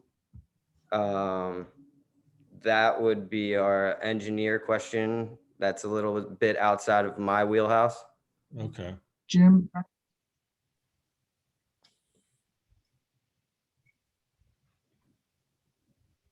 Sorry, I couldn't help you out any more than that. Okay. I think that's an open question, is how, how that's all being ventilated since you are on the property lines. Mhm. And I think the other part of that question is that missing 18 by 25 feet. What's happening there? Yeah, I mean, ductwork would more than likely go up through the roof, I would assume. You have an apartment above you. Yeah, so the ductwork, I think it's an important conversation to have because the frontage of the building goes completely side to side. So is that, are we gonna see the ductwork running along the outside of the building? Are you gonna run it up through the back? So it's kind of, Probably the ideal location for anything that's projecting off the building is gonna be on the north side where there's that 10-foot wide alleyway area where the trash is going. That's back by the kitchen area. Yeah, I think the plan needs to be modified to show that 18 by 20-foot area, what's happening there, what sort of kitchen equipment's going in, and how is the ventilation and how is the air being handled? I don't know if the air conditioning is adequate for restaurant use with all the bodies in there. I mean, what is happening there? To me, it's some major mechanical improvements. I think if there's a question from air conditioning, I mean, the applicant will obviously make those improvements to the air conditioner if it needs. But I like to see where the equipment's going to go, is what I'm saying. We want a final site plan. We don't want one that could change when and if they do the restaurant. We want to tie it down, and we want to know what's happening in that 18 by 25 feet. Right now, I assume nothing's happening there. It's just going to be an empty spot. It'll be part of the kitchen area, the restaurant. We need to see that, I believe. We need to see the real picture.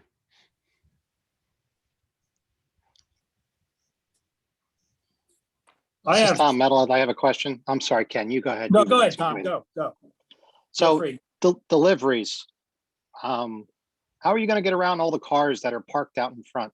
It also goes for your trash. How are you going to get the trash out to the roadway?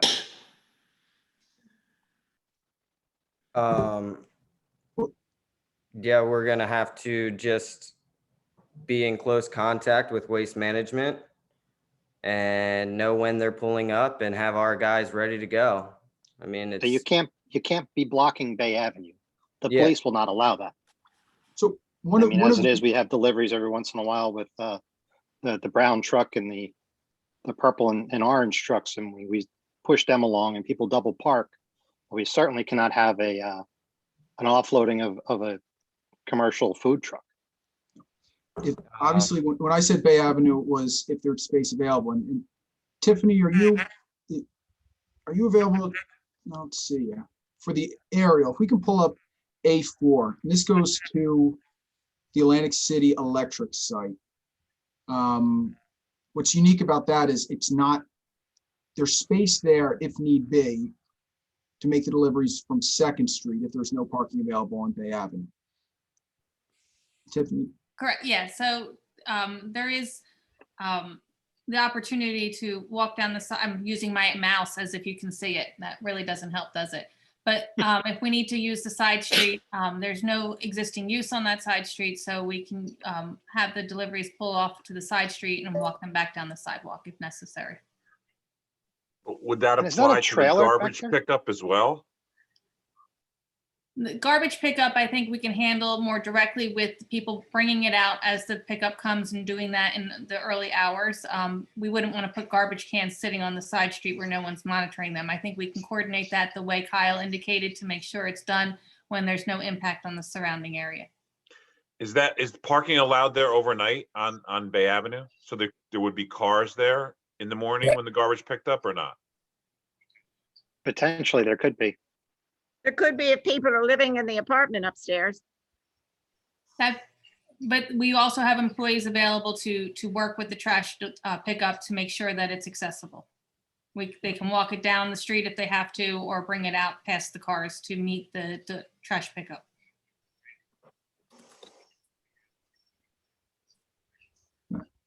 I think there was a question as to the trailer as well. That trailer will be removed from the site. I think it's shown on the aerial now.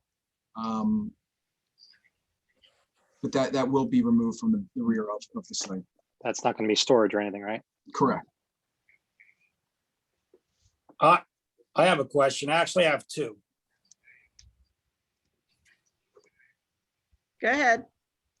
I have two major concerns. One is loading and one is trash. If you go 24/7, thinking that 2 to 3 loads and you're going to get them done in 8 minutes is about as unrealistic as I've ever heard. It's just unrealistic. On the trash side, if you go 24/7, you're going to be the only business in Beach Haven that has trash on Bay Avenue, and that goes against everything the master plan has ever foresaw. I can't imagine anybody wanting trash, whether it's sitting there for 1 minute or it's sitting there for 15 minutes. And I think that's unrealistic. I think the loading and the trash are just not realistic here. The trash on Bay will it'll be taken out to be picked up and then taken back. I mean, by controlling it through commercial contractor, you can set the times to work it. So we won't be waiting for it.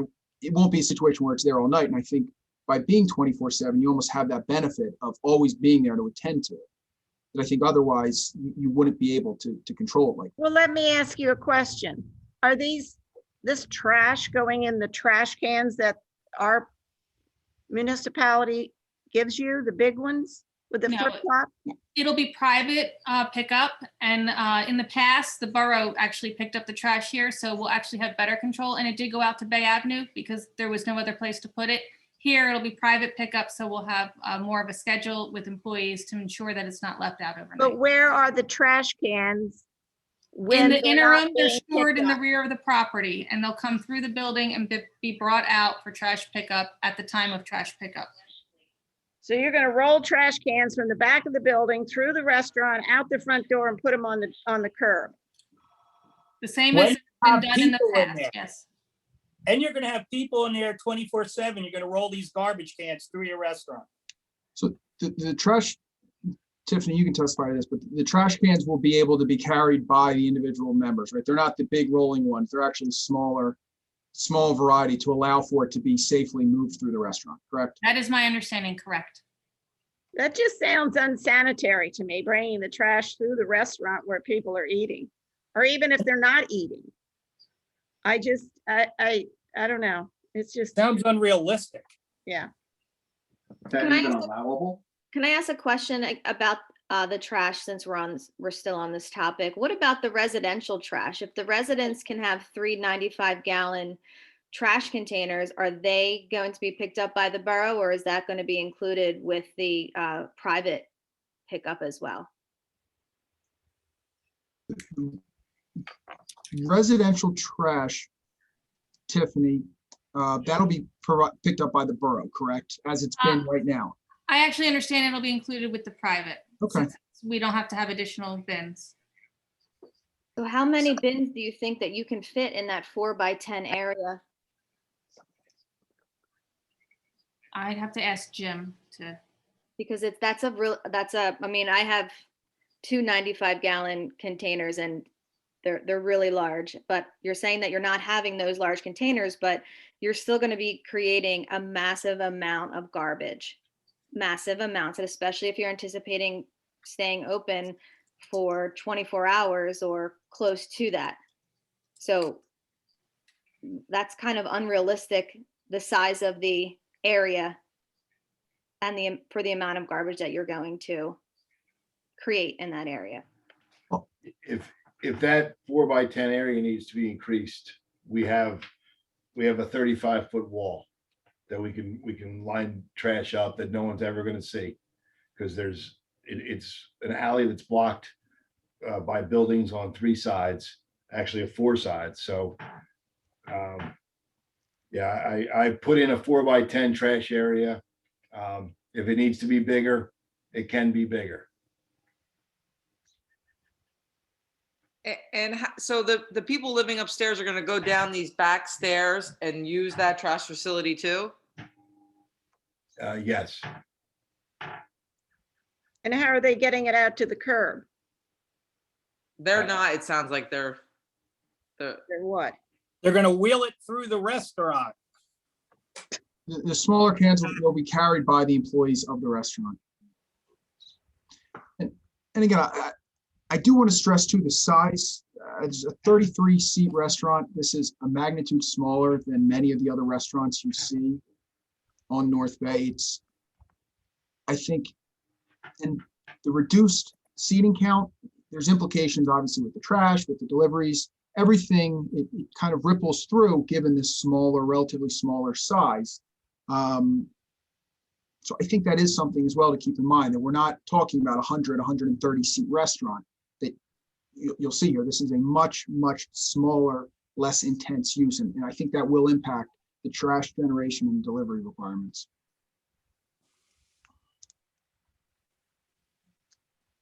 Okay. Anybody else have any other questions? What's a comparable restaurant in Beach Haven now that would be similar?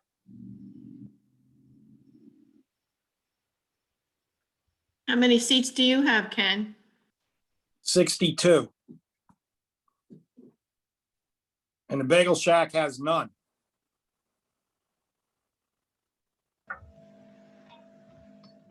Kyle, can you answer that question? I'd like to ask a question. The map that we're showing right now, the south side of the building has a 14-inch space between the building and the AC Electric property. AC Electric property doesn't have a structure on it. That's just, that portion of it is just grass field. Could wheeled bins be moved around and wheeled out across that, and instead of going through the building? Right now, there's a chain link fence, and Tiffany, I don't know if you want to jump in here, but right now there's a chain link fence that runs along that property line, which makes it impossible to wheel trash through their property. Would Atlantic City Electric consider letting you pay to move that portion of the fence to give them a little bit of space for use? Right now, I'm unaware of their agreement to that. I think unfortunately, it's something that's outside of the applicant's control, which makes it a tough thing for me to comment on because we're kind of limited with the site as it exists right now. That's the only thing I can say for certain. So I think I understand your question, but I also don't, I'm hesitant because again, it's outside of what the applicant can really say one way or the other what's going to happen, because again, it's something that it's really just out of our control. Okay. Do you have any other people that would like to speak? Did you open this to the public yet? I am, but I'm waiting to see if he has any other. There's no additional witnesses, Mr. Chairman, but I would say they're all available if there's any additional questions from. All right, thank you very much. You're welcome. All right, can I have a motion to open this application to the public, please? Motion, Tom Metal. Second? Second. Okay. Is there anybody that would like to speak to this application? You have 3 minutes, raise your hand, or if you don't know how to do that, wave your hand. Put yourself on video and wave your hand, lift your hand up. Colleen, do we have any? I don't see anybody. None? Hello. Michael Peeler. That's Mr. Peeler. Yeah, let me get it. 3 minutes, Mr. Peeler. Can you put your camera on as well? I want to put the, you want to see my face? Yes, Yeah. please. Okay. Okay. Mr. Peeler, let me swear you in, please, if you're going to testify. Now, you're the owner of the property, correct? Yes. Okay, let me swear you in if you don't mind, would you? I can't say you, but I'll take your word for it if you raise your right hand for me. Yes. I'm trying to. Do you swear or affirm the testimony you're about to give shall be the truth? Yes. Okay, thank you. Just two issues. I'll be brief on it. That you were mentioning the deliveries. When I operated, I had deliveries 3-4 times a week. Everything from FedEx, UPS to tractor trailers. They come, they do their business, they're gone. Whether there's whether all the spots are occupied or not, there's never been a problem. The trash, I always exited.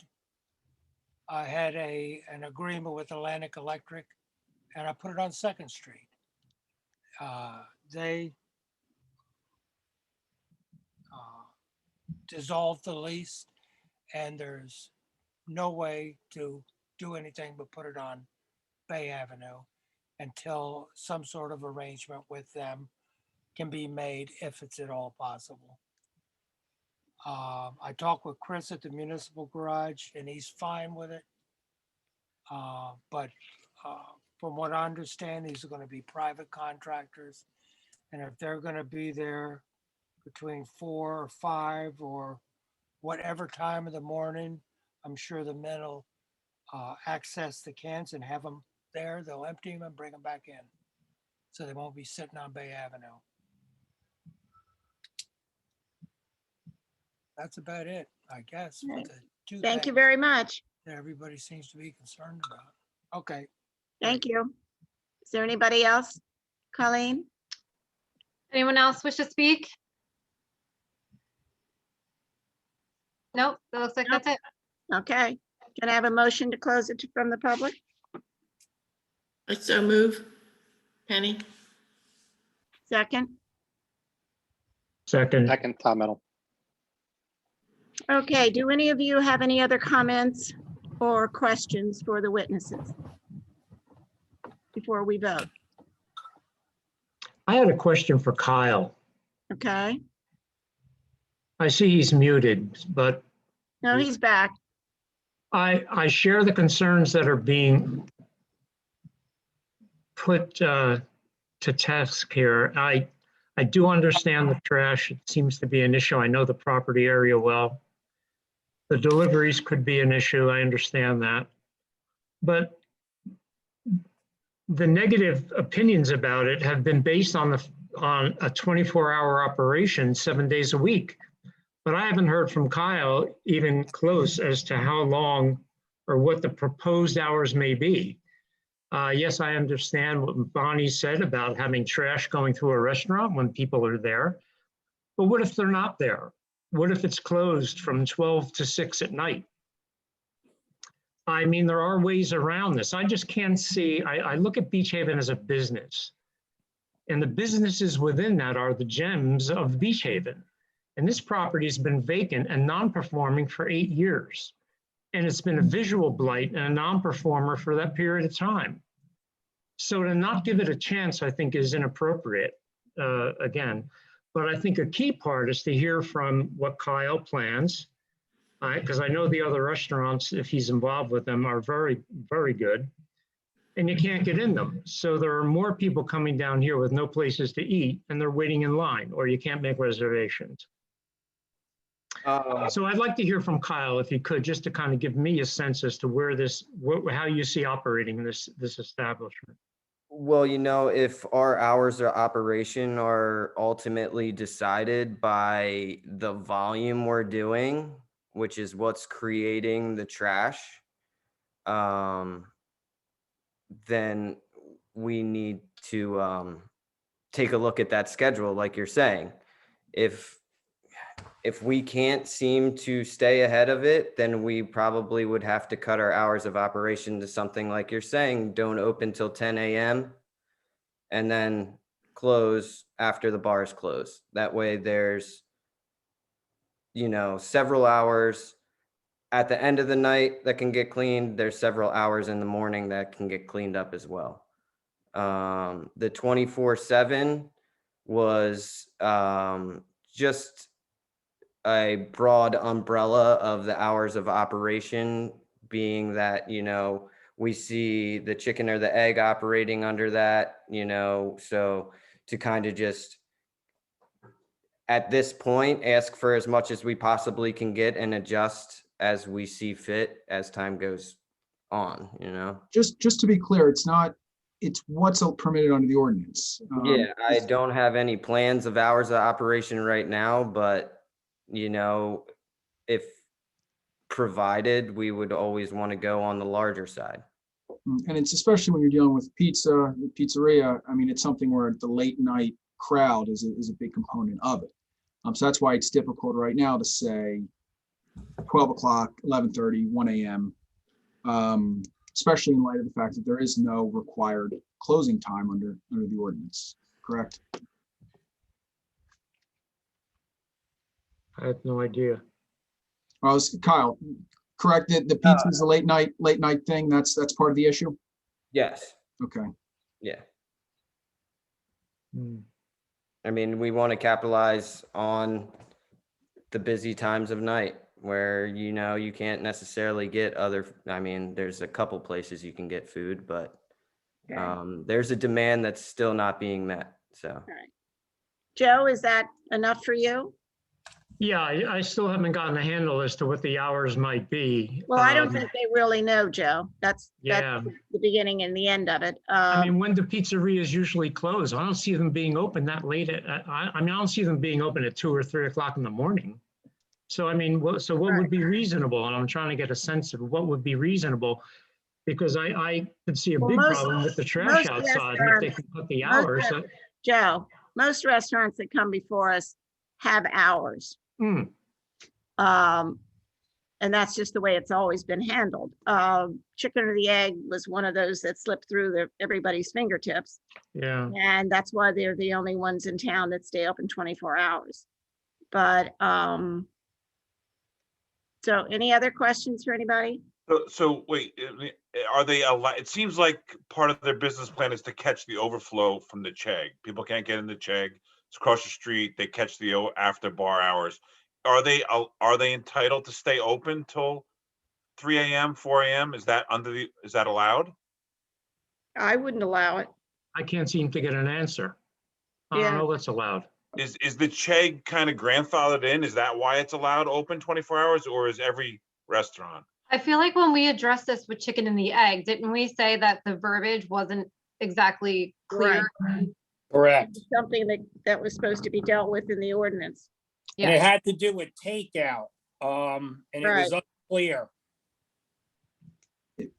If I may, can I ask our professional planner, Tiffany? I know I'm sure you've reviewed the ordinance in preparation for this meeting. Was there anything in there that you found that limited the hours of operation for a restaurant?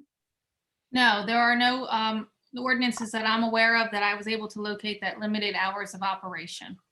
So that's kind of what we're basing this off of, is there's no restriction. And I think as Kyle said, our proximity to the chicken or the egg, and they're a 24/7 establishment.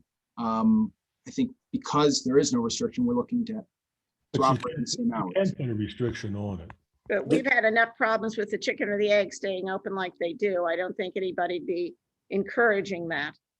There was a restriction with takeout and the chicken and the egg. And again, I got to ask Sherry for that, but I looked at that a year ago, which if you sat down and ate, it was okay, but you couldn't take it out. They didn't want the noise. They didn't want the transient, the amount of people coming in and out. So it was a sit down only, which would mean all takeout out of the restaurant would not be allowed. However, the chicken and the egg does it. So I don't know. This is Frank Little. I have a couple of comments. The actual application said that it was a 1,608 square foot restaurant. And that matches up with the floor plan that was provided by the architect. And the architectural floor plan doesn't show a door going into that back area of 35 by 18 that's on the site plan. I think the door that's shown going out the back goes out those steps into the side, into the rear yard area next to the stairs that go up to the apartment. So I guess the concern is we really don't have a full layout on the floor plan of this restaurant. And I think Mr. Stevens mentioned it would be good to have a complete plan, including the ventilation and possibly an increase in the size of the trash enclosure. Because certainly if you have more area and you can store more, you won't have to bring it out as many times. So what you're saying that we should carry this application till next month and give them time to come back with a better. It's up to the board. directed- It's up to the board regarding that issue.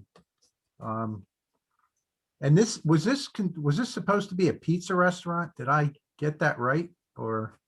Yes, correct. So do we have a breakfast pizza? I was just wondering. Yes. If there's such a thing. Is such a We're gonna open 24/7, so I guess we're gonna have egg on pizza or something. Nobody's decided they're open 24/7. Well, I don't know. We haven't heard anything other than that No. right now, so. I think the intensity of the use and the amount of trash that has to be handled in a 24/7 operation might be a little intense. Yeah. So how do we, I'm sorry if I'm new to this. How do we figure out whether the restaurant is open 24/7? Because it seems like, I'm not sure what the intent of the board is and what the intent of the applicant is, but I don't want to be sitting here and when it's open till 4 a.m. in the morning and people be shocked that it is open till 4 a.m. because the Chegg was kind of a one-off arrangement. How do we get more visibility on what the rules are, what the law is? This is the 142, the section F here is the one that we tried to pull up for chicken and the egg that didn't really seem very clear. Can everybody see that? That needs to be changed by the council.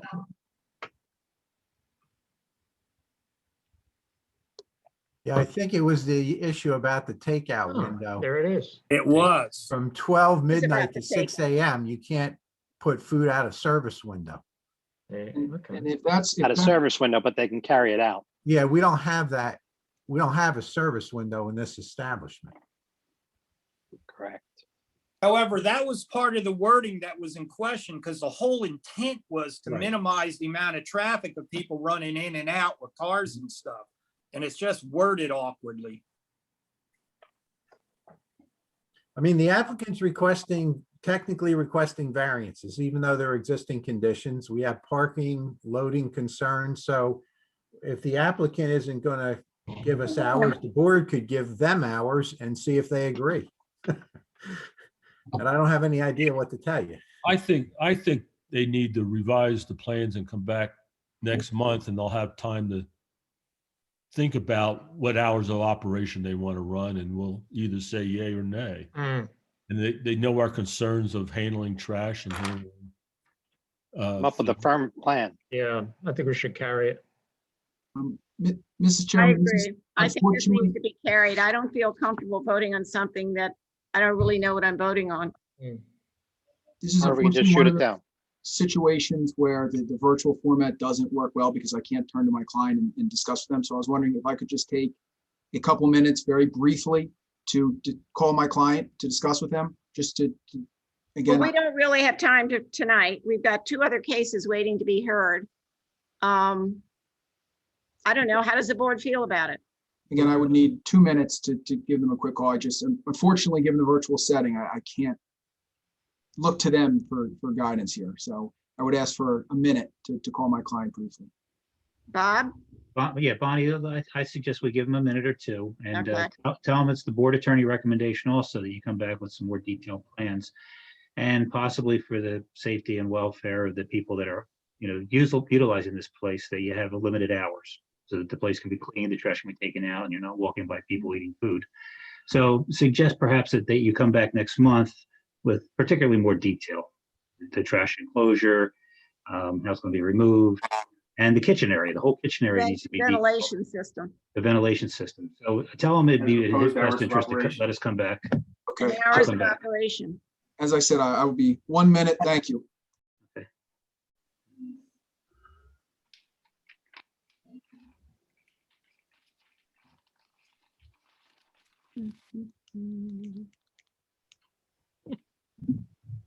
That ordinance that they just put up there, it seems Yeah. as though that restriction was written exactly against the old pen zones and the side window with buckaroos. Right. And speakeasy. The speakeasy, right. I managed it then.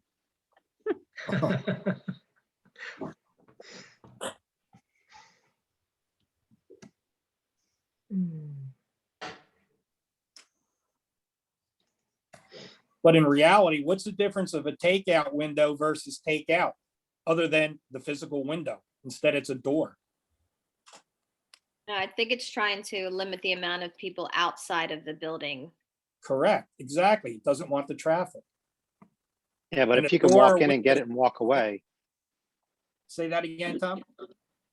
it was the idea is that you can actually walk into the restaurant, get a packaged good and walk out and get in your car and drive away, then that would be okay, rather than having somebody, because a takeout window would lead to somebody to sit down on the curb right there and eat it Standing right there. around, yeah. But that's what happened. There were lines at takeout windows. Yeah. I used to be in those lines after hours. Mhm. Some of those gatherings were bigger than parties I've had. Having a real visual problem with taking trash cans through a restaurant. I don't care if it's closed or it's open. This doesn't seem yeah. sanitary to me. To And I me, whether, can't believe that the health department will allow it, but whether it's closed or right. not, dragging trash through a restaurant, that's unheard of. Especially since does- it's going to be sitting outside in the sun and heat all day. Yes, And then, ugh. exactly. Two. I don't think it's a matter of 24/7. It's a matter of health. code. Anytime. It's And I unsanitary. think the size of the restaurant, just because when I read that paragraph in Frank's letter, we don't have a whole floor plan. Are we approving a 1,600 square foot restaurant or a 2,000 square foot restaurant? right. Well, he's had 2 minutes. He's got another minute left. And where are you, Bonnie? I'm in Florida Yes, I know. on I'm my trying to- I'm porch, look- waiting because I can't go in the house because the TV's on and Dawn's in there. So I Oh, I'm said, looking I'll at do the this. doors behind you. It almost looks like a solarium or something. Well, it's a screen Sunroom. and porch. Oh, screened in. Oh, then you're You still okay. have sunlight. Is it, Yeah, is it it's o- going down though. It's getting darker. Yeah. Is it open on more than one side? Yeah, where's your professor? It's actually octagonal. It Just has wondering. 1, 2, Okay. that's 6 sides. Bonnie, people come into the liquor store every day and ask where the cheese place in the back went. Oh, I know. That was a good time. Yeah, I missed that. That was some good food too. Yeah, very good. Nicole was one of our, oh, all right. Well, they've had 3 minutes. You back? I'm back, just All right. right at the bell. Go right at the bell. So I spoke to my client. If it's all right with the board, we would like to be carried to next month's meeting. We'll submit revised architectural plans to match. From an hour perspective, we're gonna, again, take another look at the ordinance, but I know there's a question as to what our hours are gonna be. We're gonna seek the 24/7 as it's permitted. But I think we can address all of the other concerns as to the architecturals, from the venting, from the mechanical, all those standpoints we look to address and satisfy. And I do appreciate the board's time in raising their questions, their concerns, and we'll try to come back next month with as many of them addressed as possible. But again, I appreciate the board's time. Thank you very much. Thank you. And Michael, you waive any time frame for the board to make a decision tonight because you're asking for this carry, correct? Yes, yep, Okay. until next month's meeting. Correct. Okay, and no further notices will be required, board members, just so you know. He's asking to have it carried, and there's not going to be any further notice required on his part, correct? Correct. All right, can I have a motion to carry application 2021-08? Motion to carry, Tom. Second? Second. Okay, good. That's going to be, just so that if there's anybody out there in the public, that's a date certain for the next meeting in May, which will be May 3rd. at 3rd. 6 o'clock, or Okay. thereafter, whenever we get heard. So Right. that's another reason we don't have to notice, because we're announcing it tonight. May 3rd is our next meeting. Is that correct? There's no holiday on May 3rd, right? Yeah, it's May 3rd. May 3rd. Okay, 6 o'clock, May 3rd. Okay, Okay. Thank you, everyone. thank you, Michael. Mrs. Baxter, Yes. Mr. Meadow, Yes.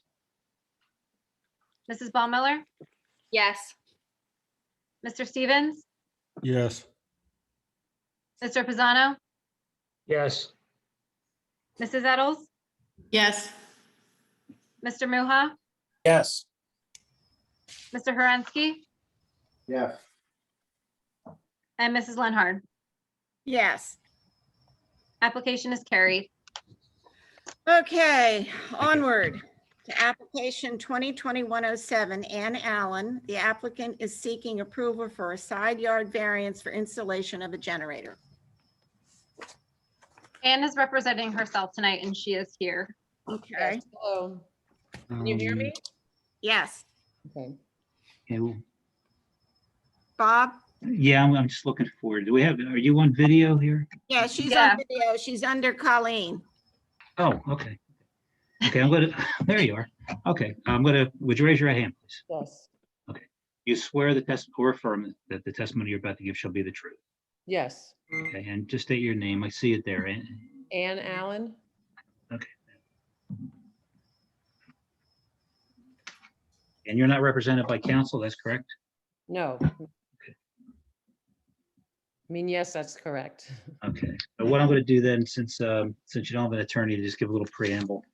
You're at 1009 South Atlantic Avenue, Block 91, Lot 1.01, correct? Yes. And you're looking for a variance tonight to install a generator on a 15 square foot platform on the side of your house, correct? Yes, I'm just going to mark a couple exhibits. If you have a problem with anything I'm asking to have marked, just say so. Your A1 will be your application, which is dated March 4th, 2021. A2 will be a survey from Matthew Wilder, W-I-L-D-E-R, I hope I'm pronouncing that correctly.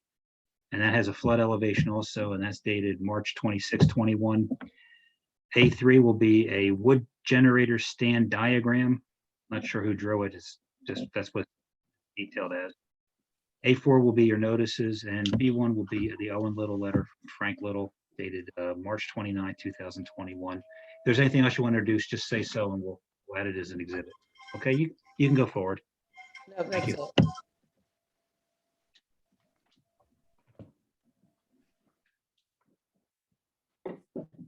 You can go ahead, and Ms. Allen, you can go forward. I'm not sure exactly what I'm supposed to do, but I'm just applying for the variance for the generator on the side of my house. My neighbors on that side are completely fine with it, and I'm not sure what else I'm supposed to say at this point. Are your neighbors here to verify that? No, they're not. I did send a copy of a text. I know that wasn't, Acceptable. Well, but, I mean, they're not here and they could have been here to object if they wanted to. So obviously they're aware. And why do you feel you need a generator? Because I've just owned the house for a year and have already lost power several times. And the first time had to throw away 2 refrigerators and freezers full of food. And, obviously being right on the beach, a little more susceptible, I think, to losing power. And just seems like a good idea when you have a house on a beach property. Mr. Little sent a letter. I just marked that as B1. Did you have a chance to look at that? Because he outlines the variances you need to ask the board for. Did you look at Mr. Little's letter? I don't think so. I mean, I remember way back, there was something specifically he requested, and then I went back to the engineers who did my property survey and just paid them to provide the documents that Mr. Little requested. So what you're looking for here is actually several variances. The combined side yard variance, setback variance. You need 16 feet and you have 15.2 feet. And Frank, just feel free to chime in anywhere. Yeah, I'll go through it. Why don't you go Bob. through your letter for me? Yeah, so basically, the first one is an existing condition, which is not really being altered. That's the combined setback. The second item, I think by code, the physical generator has to be set at least 1 foot off the face of the house.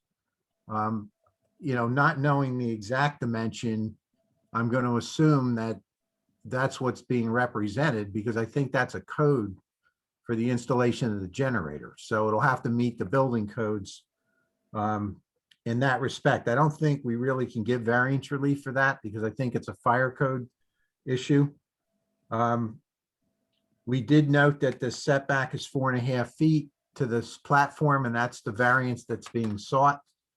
And we noted that it would be exempt from building coverage, but not impervious. But looking at the size of the property and the fact that you get to use the entire area in calculation, we didn't feel that any variance would be required for that. And that was the extent of it. I think the platform elevation meets the flood elevation requirements, which is also noted in our letter. So it just comes down to the 4.5 foot side yard setback, and then ensuring as a condition of approval that the generator located on the platform will conform to the building codes as far as the separation between the house and the physical generator itself when it's mounted on the platform. So, And that's pretty much the extent of it. So Frank, if it has to get moved a foot off from the house, then it's 3.5 feet. No, but I'm saying the platform is 3 by 5, but the generator, I think, is smaller than that, and it sits on the platform. 54 by 31. I think. I'm sorry? They include the 5 step, by 3. 54 by 31. 54 by 31 is the generator size, right? No. So But the the generator, platform, I'm how big sorry, is the platform? 60 inches by 36 inches. That's 5 by 3. right. But the generator itself is not as wide as the platform. Right. So Right. it has to be set off the wall of the house a minimum of 1 foot Frank, is on it the platform. Frank, is it 1 foot or 18 inches? I for some reason, we picked it up as 1 foot, but you have a point. It's whatever the code requires, and Well, the I'm- gentleman I've been dealing with, Bill Decker at New Jersey Generators and PLV Electric, right, I thought he was very, very clear on exactly what, he spent a lot of time, Right. exactly what codes. And I think he told me the generator was 2 by 4, so it wouldn't Okay. be put off the house. right. I mean, he was very specific about how far it had to be from windows and, Right. and- Well, you're asking for the variance for the 4.5 feet. The generator has to conform. So if we grant you that, and it changes, you'll be coming back. If you go to the building department, it's something different than what the generator supplier is telling you. But right now, you're comfortable with the fact that he's giving you the correct information, and what's shown on the plan is all you need. I am very That's my comfortable. understanding. Yes, I feel like they knew exactly what they were doing and what. Okay. So Absolutely. I have a quick Go down question, to the bottom just of that because page. the generator, there's so many different ways to handle a refrigerator and a freezer going down that they have those portable generators. Do you feel you need a generator this size? Yeah, I think, I've had other people in my family who've had them, and it basically can run the whole house if it has to, I think that's what he told me, but. But do you need it to run the whole, I mean, just because it's so big and you're asking for the variance, I'm just saying that there's other alternatives to generator sizes just to be able to run, like, a lot of people look at their whole property and say, look, I just don't want to lose the refrigerator. I want to be able to plug one or two things in, and you make those decisions and get something smaller so it's not as loud. Yeah. A lot of people that have generators have bigger properties, like, in the suburbs, and here it's hard because we're so close to our neighbors and everything. Right, I understand. And so that generator, in 3 days, it's boom, it's a lot for the people living around you. Right. Well, as I said, compared to something that, I have a business and don't have a generator, but we roll in a portable generator and plug in the necessary things, we make that sacrifice. right. Well, I chose to go the other route and do this. And again, my neighbors on that side said they had no problem with it. And I have neighbors right on Dolphin Avenue, right around the corner, that have the exact same generator on the side of their house that I'm looking for. Okay. Same thing. Miss Allen, this is Tom Metal. I just had a quick question. I'm going to ask the obvious because I just didn't see it. They couldn't put it towards the ocean front a little bit more? No, we tried so many different ways to figure out how to do that, and we just couldn't, because if it was below the back deck, there wasn't enough room, between the height of it and the bottom of the deck, and because it has to be 5 feet from windows. I mean, we spent a lot of time trying to figure out a lot of different ways to do this, and this was the most logical and practical, and the one that would work based on all the codes, and all the building codes and everything else. Okay. I just have one comment about these. I wonder if your neighbors know they have to be run at least once a week. And I wonder if your neighbors know how noisy they are. My son has one, but like Nicole said, he lives out in the country.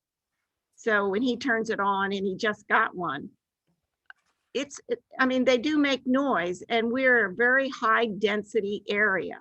It's enough to deal with air conditioning and pool filters, and now we have generators. And I question, like Nicole, is not a temporary generator good enough for your refrigerators? I just think we're getting this bailiwick where if everybody starts putting in generators in town, you're not going to be able to hear yourself think. And they do need to run once a week. I know that. Yeah. And I also don't know what the noise decimal is for these things in Beach Haven. I think there's 62 for the generator. I don't think emergency generators, because they're emergency generators. But it's not have an to- emergency if it's running once a week, Frank. Well, you still have to exercise it. You're right. Right. But yeah, I They're, don't know. Bonnie, they're exempt from the ordinance. Yeah, they're exempt. I'm almost positive, whether Are you they? run them for 30 minutes or not. Yeah, I read that today, but the generator noise when it's running is like 67 decibels. Yeah. And then Hey, Bonnie, I when they- can say this. when they I think- exercise it, it's like 55 decibels. Yeah. And under their spec sheet, it has to be 18 inches from the structure.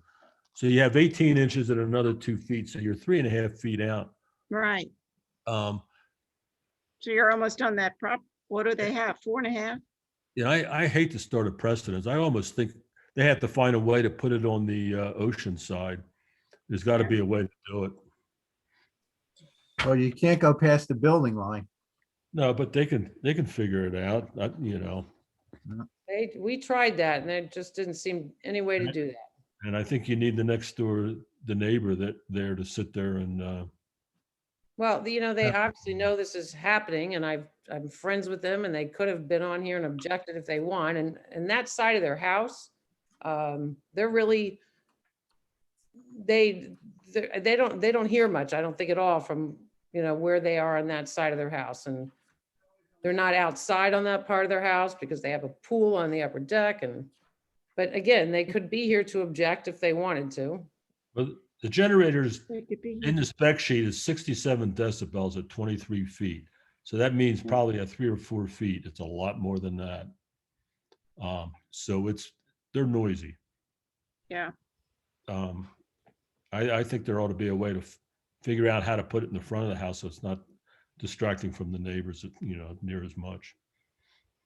We were getting complaints from them during the storm last year when nobody had power because people were running them. And the police were still running around, even though they're exempt. We still had to go and answer calls for generators running. Ken, were you going to say something? Yeah, I was just gonna point out that, like Nicole, I have the same situation with our restaurants. And when we use the portables, they're gas powered. They're gasoline, they're quite loud. However, my brother-in-law has a Generac and yeah, it's loud, but it's considerably less loud than the gas powered generators. I was just throwing that out there. Well, also for me as a single woman, it's a lot easier for me than dealing with a portable thing and gas and all of that. That's understandable. Any other thoughts from anybody? Anybody have any?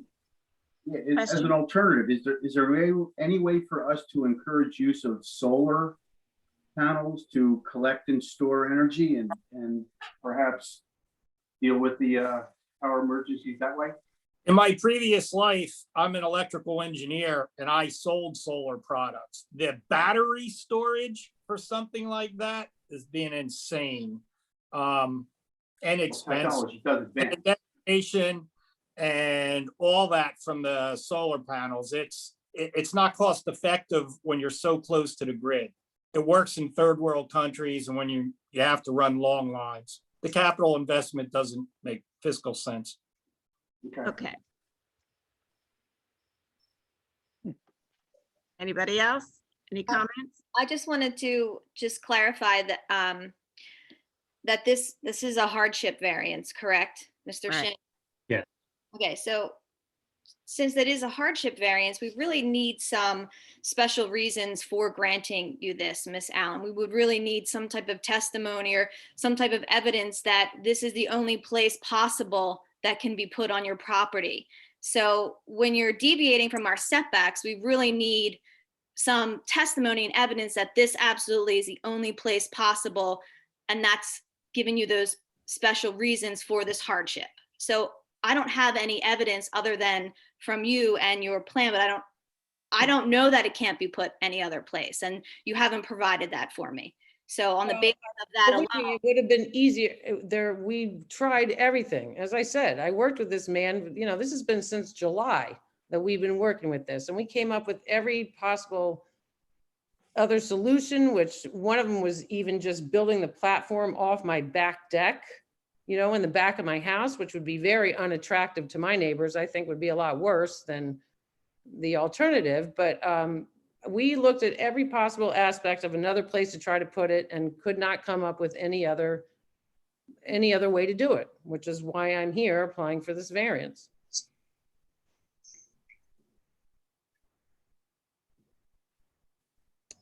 Okay. Any other questions, concerns? Alan, no question, anybody questions? Okay, then I'm going to open it to the public. Can I have a motion to open it to the public, please? Motion, Tom Metal. Second, Penny. Is there anybody in the public that would like to speak to this application of a generator? No? No.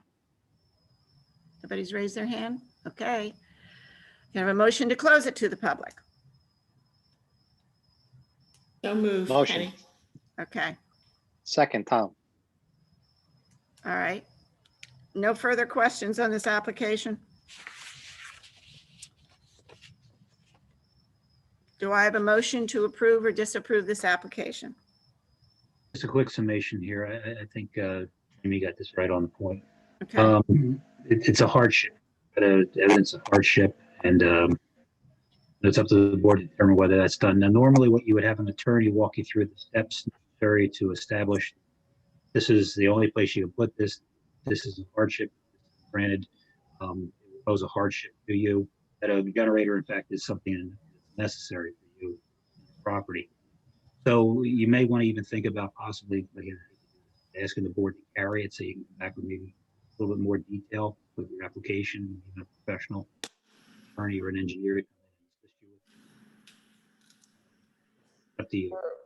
I'm Up to not you. sure. he's saying that you should think about carrying this application and maybe getting somebody from Generac to come and give us reasons, some proof, some evidence, a lawyer, somebody to give us some answers and evidence, or else. I mean, all I know is that's what I've been doing for months is working on this and trying to find a place to put it. And I mean, I don't know if anybody's going to tell you anything different. We could not find any other place to put this generator. That seemed the only viable option. I think Miss- Jamie put it right. The burden of showing the hardship is what appears to be lacking. And maybe some further clarification on that would help your situation. So you need somebody to do what?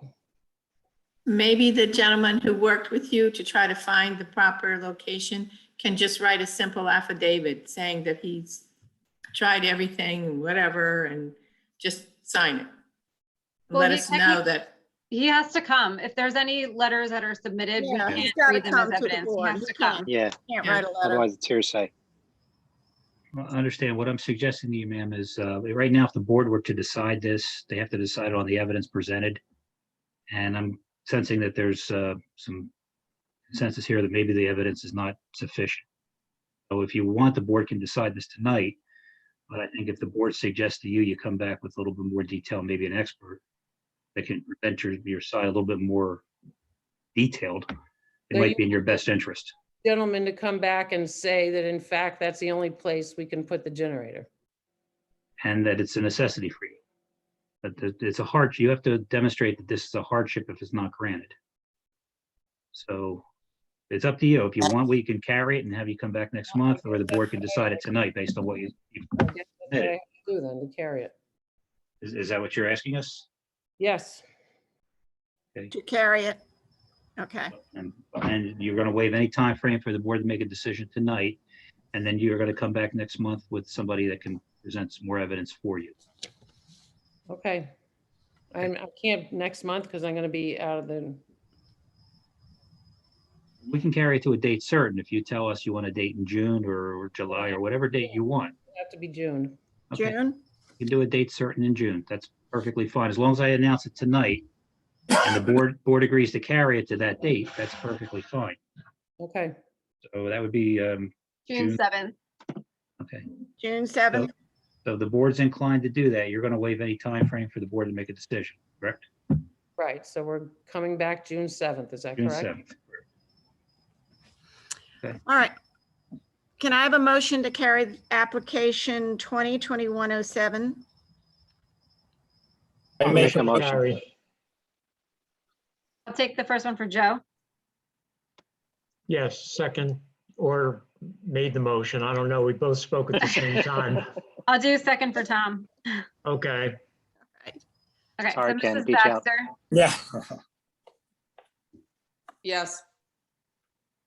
Mr. Meadow, Yes, Mrs. Ball Miller, Yes.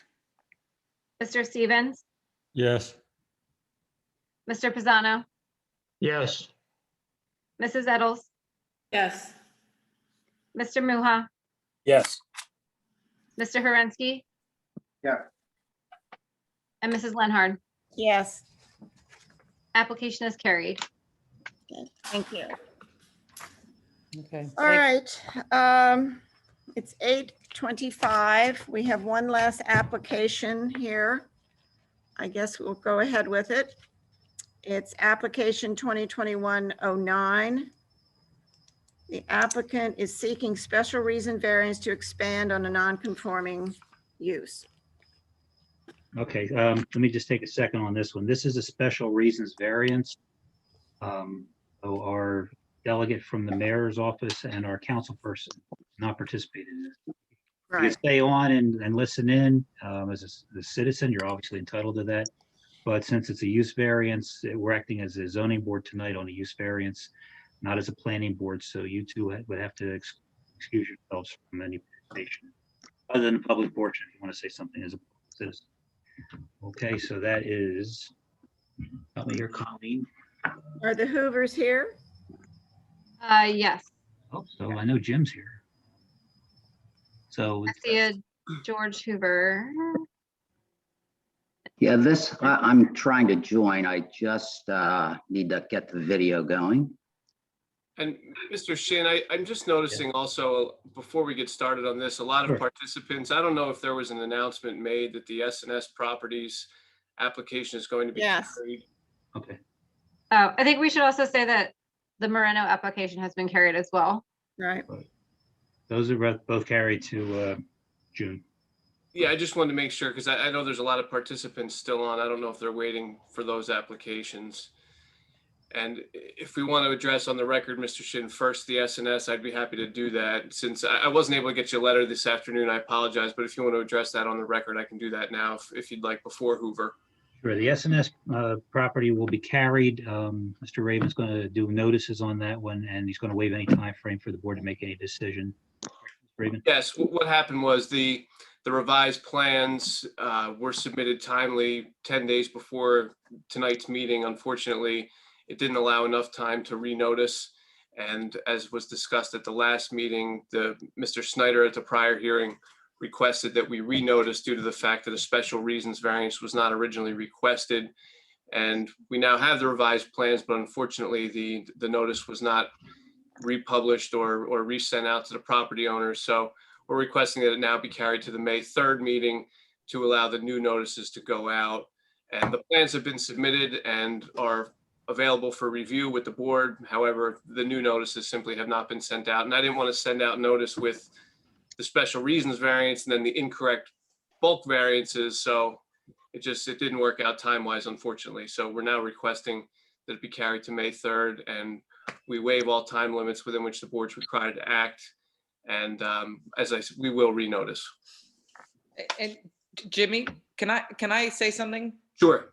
So I don't know if you're aware, but the Architectural Advisory Committee has been formed, and we've had our first meeting, and we actually all had a chance to review that project. Okay. And I was just hoping that maybe you and your client could take time with us and do a workshop Zoom.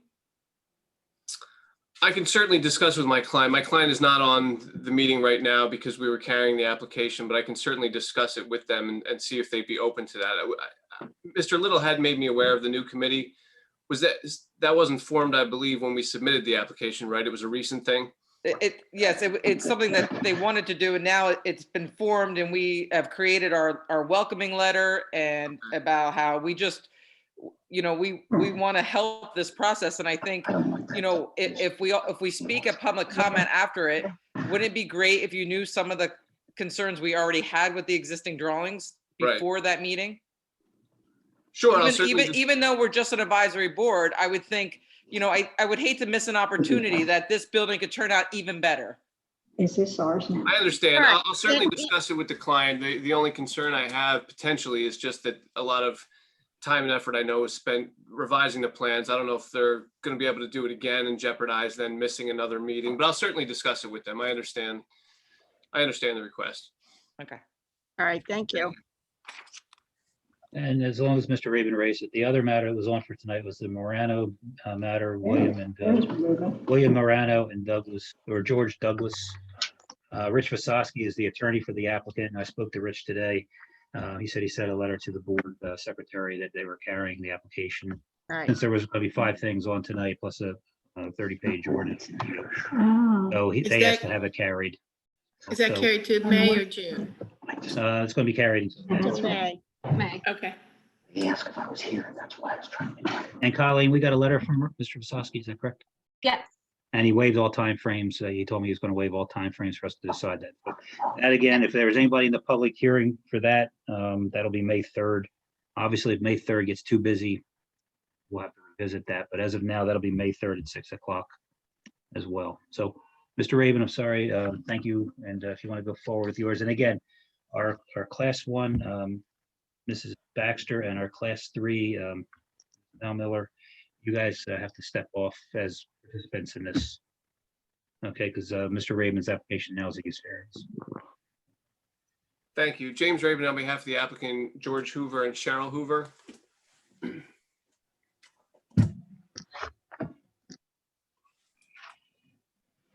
Did you want to mark exhibits first, Mr. Yeah, Sir? let me do the exhibits. I have as A1, the application dated March 15th. A2 is the survey of Clay Standish surveyor, July 20th, 07. And there's nothing more current than that, Mr. Raven. That's the most recent one I saw here with the packet. There was actually, I didn't, the survey from Standish was not part of the submission. That may have been something that was submitted to the Historic Advisory Commission. The submissions with the application were a variance map prepared by Horn, Tyson and Yoder. Right. And architecturals prepared by Keith Burns. Okay, so I'll take that off of there. I got stuff today and yesterday. Sure. So, okay, so then A3 will be the, or A2 will be the Horn, Tyson, Yoder. There's pictures of the house. I'll mark them as A4 or A3, sorry. So A1's the application, A2 is the Horn, Tyson, Yoder variance map, A3 is pictures of the house, and plans. Plans Yeah, I with no guess date. A4, we could make the architectural floor plans and elevations from Keith Burns architect. And then Frank Little's letter, B1, that's dated March 29th, 2020.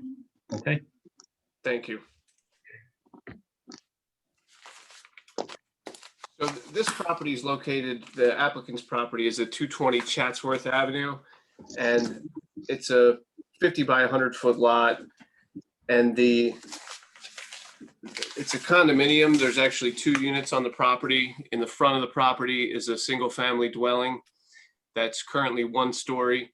And then in the rear of the property is a second unit, which is a garage with an apartment above. So they're separated, but there are 2 units. So there's 2 single family units on the same property in the single family zone. So as a result, we're required to request a special reasons variance because 2 separate single family dwelling units are not permitted in this zone. So that's the reason for the special reasons variance request. And then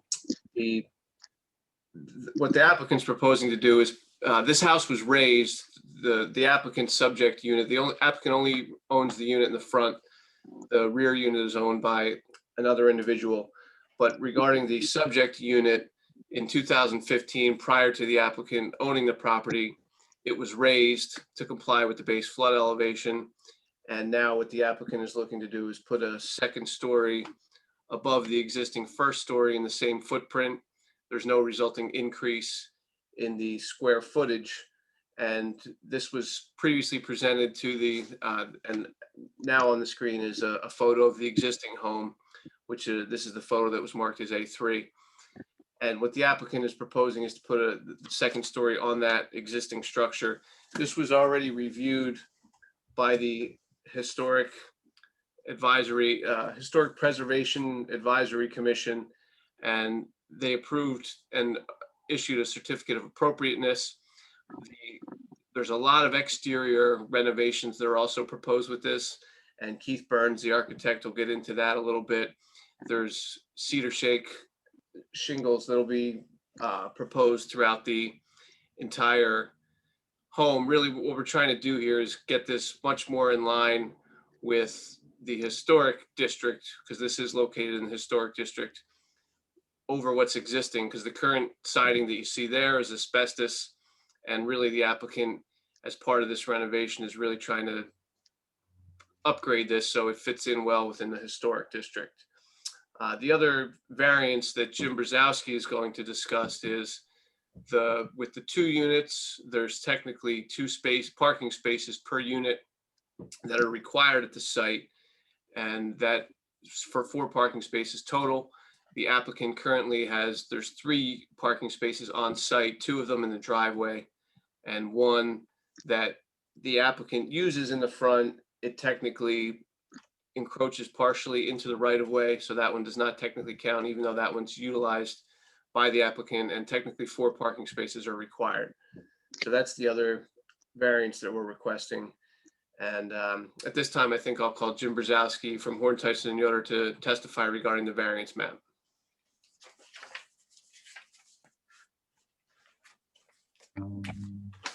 Where are you, Jim?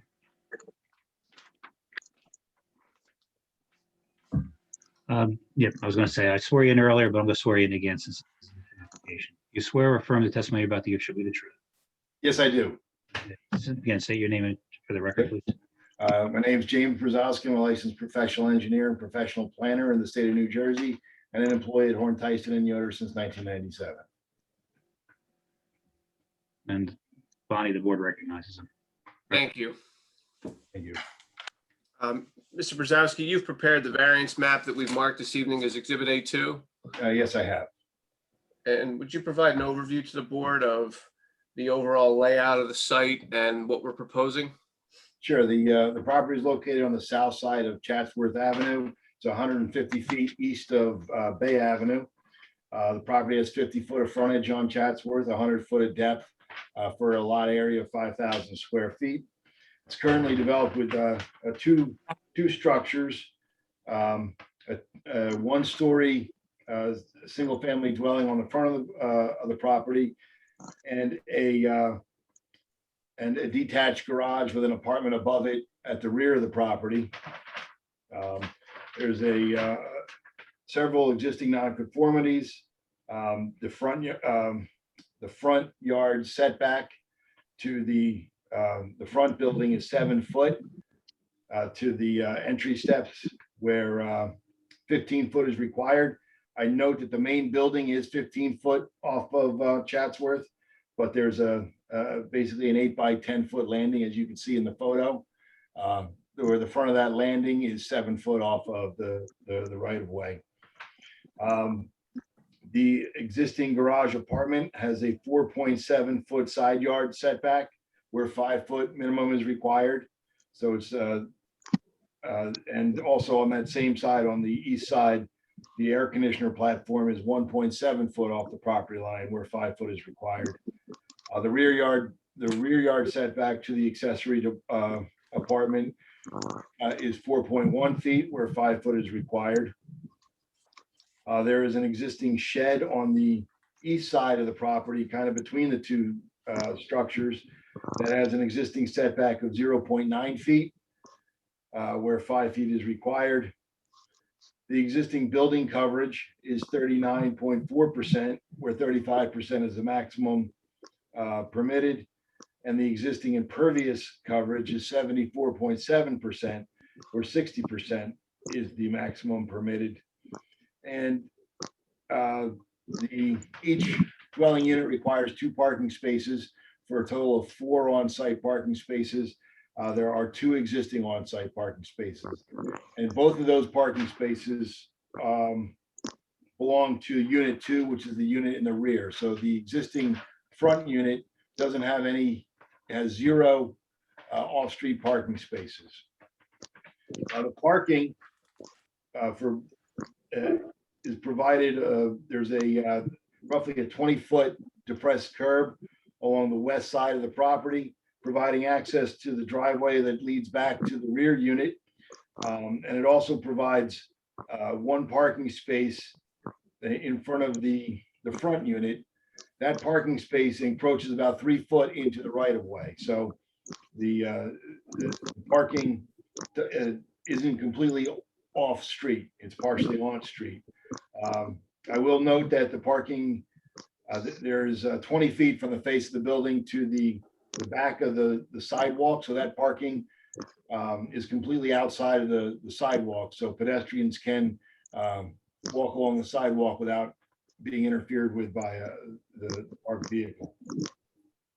What the applicant seeks to do is construct a second floor addition on the front portion, the front building. The front building is an existing 3-bedroom unit. One of those bedrooms is going to be converted into the stair area. The second floor addition is going to have 2 additional bedrooms. So we're going to increase from 3 bedrooms to 4 bedrooms, and making the bedrooms a little bit bigger, a little bit more roomier for the Hoovers at the property. The addition is set back 15 feet off of the street and complies with the side yard setbacks. So the bulk, none of the bulk variances are being affected by the addition, except perhaps the parking, which is required.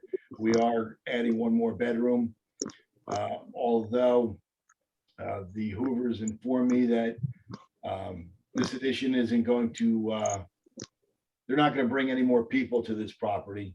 All the people that they bring have been utilizing this 1-story unit since they bought the place in the fall. So they don't see an issue with additional parking. There's really not a viable spot on the property for an additional parking space. The east side setback is 7.9 feet on the east side. We would need at least 9 foot for a parking space. So due to the location of the existing building, there's not available parking on the east side. And there's not enough parking. There's not enough room on the front of the building to provide an adequate off-street parking area. And frankly, we have, as I mentioned, 1 20-foot depressed curb, which is what's permitted for a duplex use. And I think it's in the best interest of the borough to leave the rest of the property as a raised curb so that we can keep the existing on-street parking as it is, as opposed to trying to come up with some on-street, half on, half off parking space that doesn't quite conform to the borough standards. As Jim Raven mentioned, the building is going to be enhanced aesthetically. Cedar shakes, or the asbestos siding's going to come off, be replaced with cedar shakes, which is in compliance with the desires of the historic committee. So I think we're enhancing the aesthetics of the property, and any of the, all the other existing nonconformities are existing and not being exacerbated. So I think that the variances can be approved without any detriment to the public good or the master plan. And just to be clear, Mr. Brzezowski, the parking situation is the same with the proposed addition as it is now, correct? There's no increase in the number of parking spaces required as a result of the addition? Correct. Each dwelling unit currently requires 2 off-street parking spaces. And so for a total of 4 on the property, there's only 2 on the property. With the addition, the same numbers. Each unit requires 2, and there's only 2 on the property. Okay, and you mentioned the aesthetic improvement. So being that this is located in the historic district, in your opinion, this would create a desirable visual environment over what's there now? Yes, I believe it'll be a desirable visual environment. So it's an aesthetic improvement as well as complying with the requests of the historic committee. And what's the proposed height of the home with the addition? I believe it's 31.9 feet, which is below the 35-foot maximum permitted. Okay, so it's in relation to other homes that are able to build to the full height requirement, this is definitely a more modest home. Is that fair to say? Yes.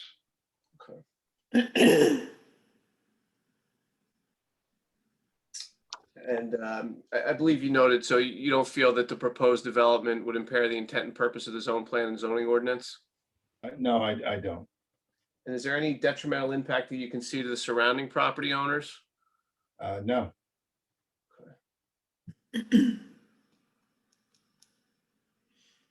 As I said, the addition is in the footprint of the existing house. The entire addition complies with the bulk requirements of the zone. Ultimately, we're adding one bedroom to the front unit. And even with the proposed addition, in your opinion, is there ample light, air, and open space on the property? Yes. You know, the side yards comply with the side yard requirements. Even the front yard, the existing non-conforming front yard is only to basically an open deck, an 8x10 landing to provide access to the house. I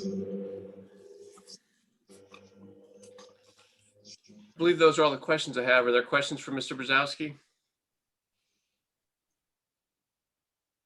Any questions? No. What's the square footage of the front house, the proposed, with the proposed addition? What's the total square footage? Of the addition itself, or of No, the total house, when it's added on, when it's completed. I have a 751 square foot addition, brings the total to 1731. And what's the square footage of the unit in the back? I have 768 square feet. So on a typical lot, if this wasn't a condominium, you'd be able to build a 2,500 square foot house, right? So what are these combined? Just, what do we got? Do I have a floor area ratio? We're right at 50%. Yeah, the maximum. Right at the 2,500. Okay, so I don't know if this is the rule, but if we approve this and then this owner of the second condo in the back comes for an addition, is he prevented from adding on because now you're at 2,500 square feet? The owner in the back would need a use variance to expand the non-conforming use, just like we're seeking today. And in addition to the use variance, he would need a variance to exceed the floor area ratio. And so do you think, I mean, if he comes, is it a question of there's 2,500 square feet that we can approve on the total property, and now unit 1 is taking everything that's left over, unit 2 is not going to be able to have anything?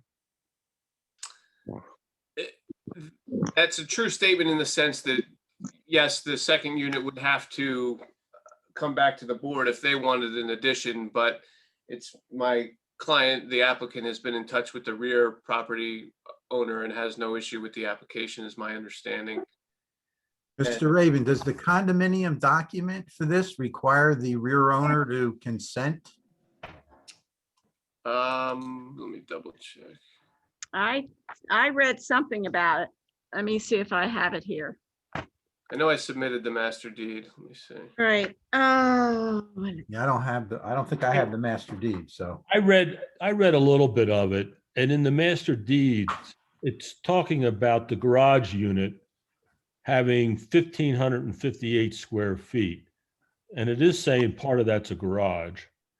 And in the front unit's 987 square feet. That's what's in the condominium documents. So the question is, how can he have the right to build this number of square footage without some sort of an agreement or a modification to those documents? And the second part of the question is, it says it's a garage, but what's on the back unit? What is the ground floor being used as? Because we know that there's a tendency all of a sudden the garages become living space. So what's actually there now, and what assurance do we have that nothing will happen there? Well, the applicant is not the owner of the rear unit. So I really can't speak to the rear unit, but certainly to the extent that the owner of the unit, the rear unit, is required to approve the renovation under the master deed, that would be separate from the board approval, but to the extent it's necessary, we can certainly, so I do have actually a handwritten letter from the other unit owner saying that they consented to the renovation, but I could certainly supply as a condition of approval an affidavit from the other unit owner saying that they consent to the application if the board requires. And then they would have to formally amend the master deed upon conclusion of the renovation, but that's something that would be done. I believe that's outside the jurisdiction of the board. Well, I also think that the person that owns the garage would certainly need to understand that she could never change it. Yeah, that was my concern, is if I know that they may consent to the addition going on the front, but if our view is that this property, whether it's owned by one or two condos, can never exceed 2,500 square feet, then unit one is taking up all the available square footage. So unit two could never come to the board and say, I want to add on. Well, no, unit 2 can come to the board, but they need variances to request it. They can ask, right? Whether you approve it or not is a different situation. Well, let me expand on that a little bit, because next to us, we have one of the same type of situation. And in the garage apartment, which was the tea house, in the middle of the night, the lower level got improved. And then when it became an issue of doing anything, they said, well, it's long standing. There's nothing you can do. It's allowed. So the key is what assurances do we have, and how are the documents going to be amended to make sure that this property does not exceed the 2,500 square feet, with that back unit? And how is that back unit being used now? We don't know that. I mean, that back unit garage could be improved now on that first level. And if it is, it's the same situation we had next door, where all of a sudden they had rights to it. And under the Sandy rules, they were able to raise that living space because they had the rights there. The applicant's going to have to obtain building permits in the event they're approved. So the building department, it would be up to them to determine what the rear unit use is, because they're going to calculate, the building department as well, whether or not the floor area ratio complies. I would think, Mr. Little, correct me if I'm wrong, that they would visit that issue to make sure that the property is compliant. Well, if they go there and the garage area is being used as living space, then you don't have an approval to do the front, because now you're over floor area ratio. Right. So why can't we find out what's going on now instead of waiting? So this is Scott. I'd like to make a comment. Okay. We've made a lot of issues. We've stressed the issues of height and coverage, and this is another case that it's a single family historic area. It's a non-conforming duplex, which is now looking to become a bigger non-conforming duplex. Does anybody else have a problem with that? Yes. Yeah. It's a cacophony of nonconformity. And when did this applicant buy this property? I believe 5 or 6 months ago. The applicant's present. I'll have them answer that question. So they must have been aware of this, right? Yeah, why don't I swear the applicant in and we can have the applicant answer directly. Mr. Hoover, you're muted. You're muted.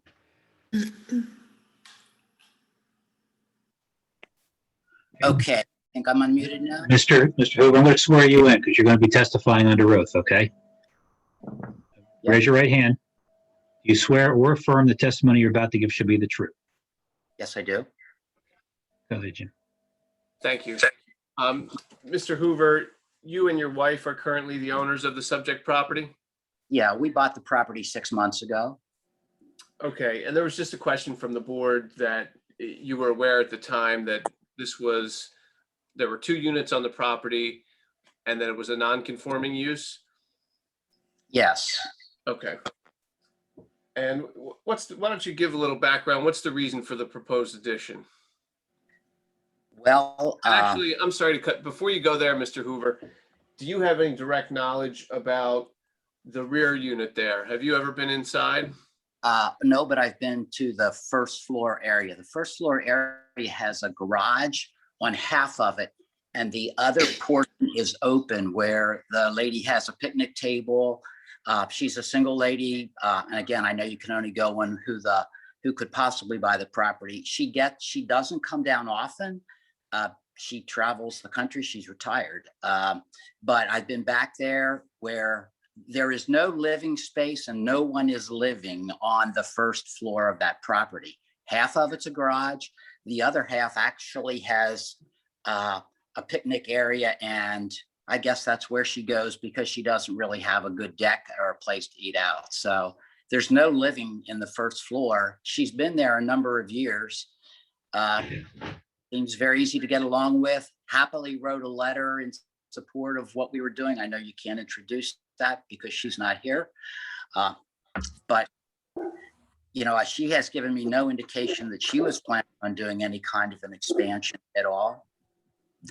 So we saw the opportunity. And I don't know, Jim, if you wanted me to give any more background in terms of us and where we've been. Sure. Yeah. If you want to expand on that well, I'll leave it up to the board. Do you want to hear more from Mr. Hoover now, or do we want to get into the architectural design? We can always come back to Mr. Hoover. Maybe. Jim, I'm just telling you, it's 5 minutes of 9.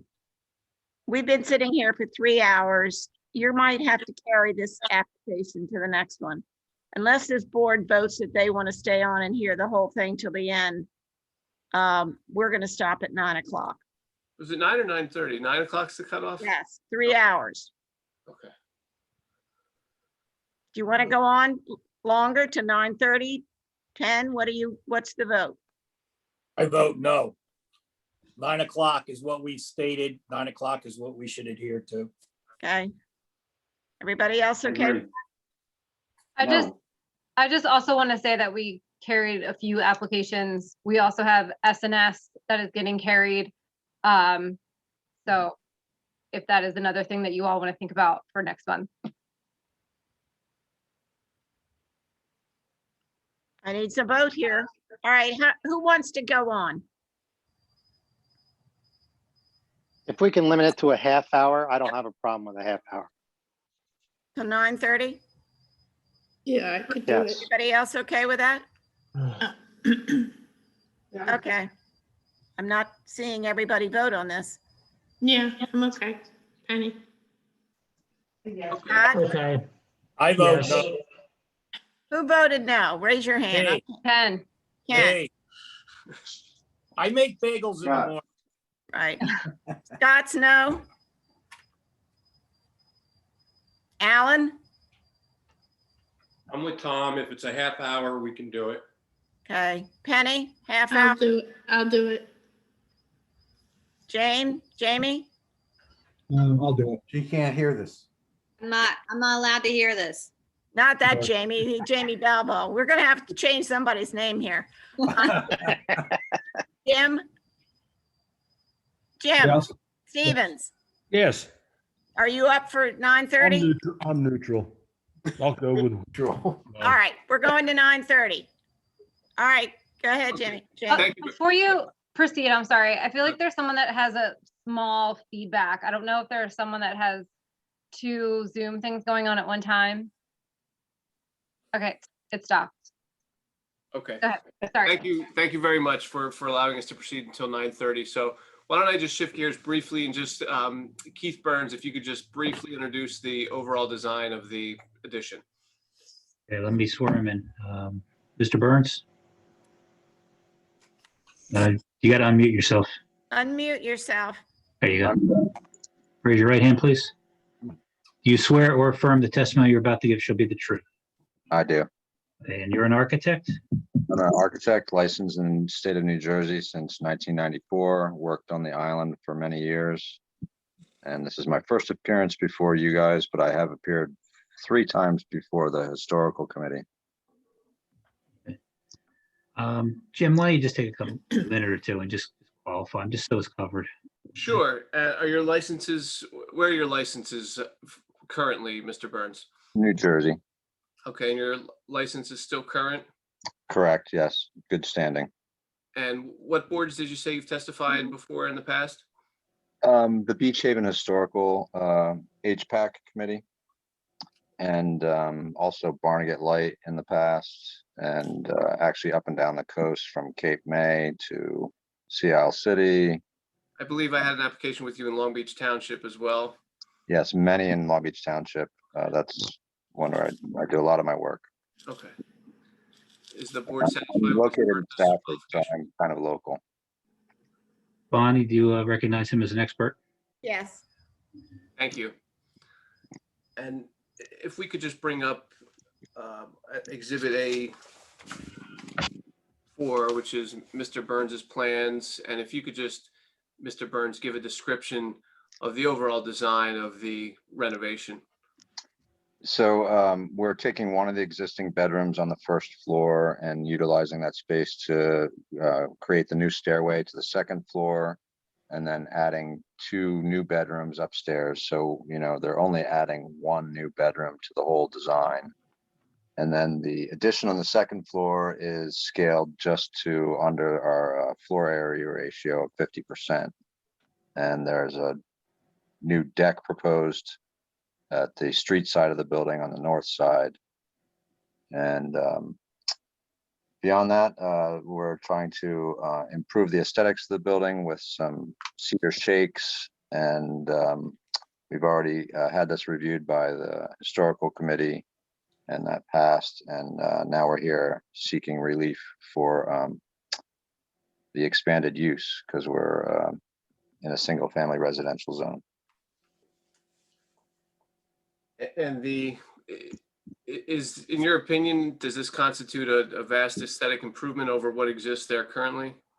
Certainly. I mean, the existing building has asbestos shingles on it, so we're going to improve it by removing them and replacing the entire siding with cedar shakes, and generally kind of fit in with the historic theme of Beach Haven.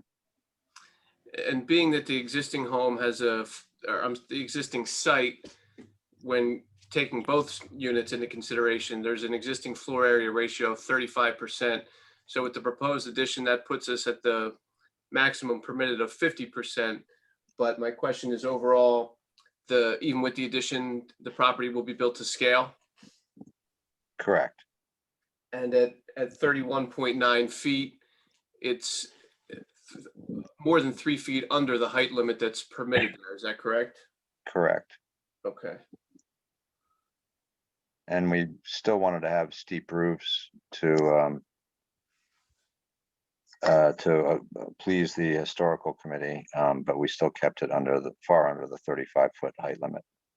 Okay. And we're going from 3 bedrooms currently to 4 with the proposed renovation? That is correct. Okay. Are there any questions for Mr. Burns?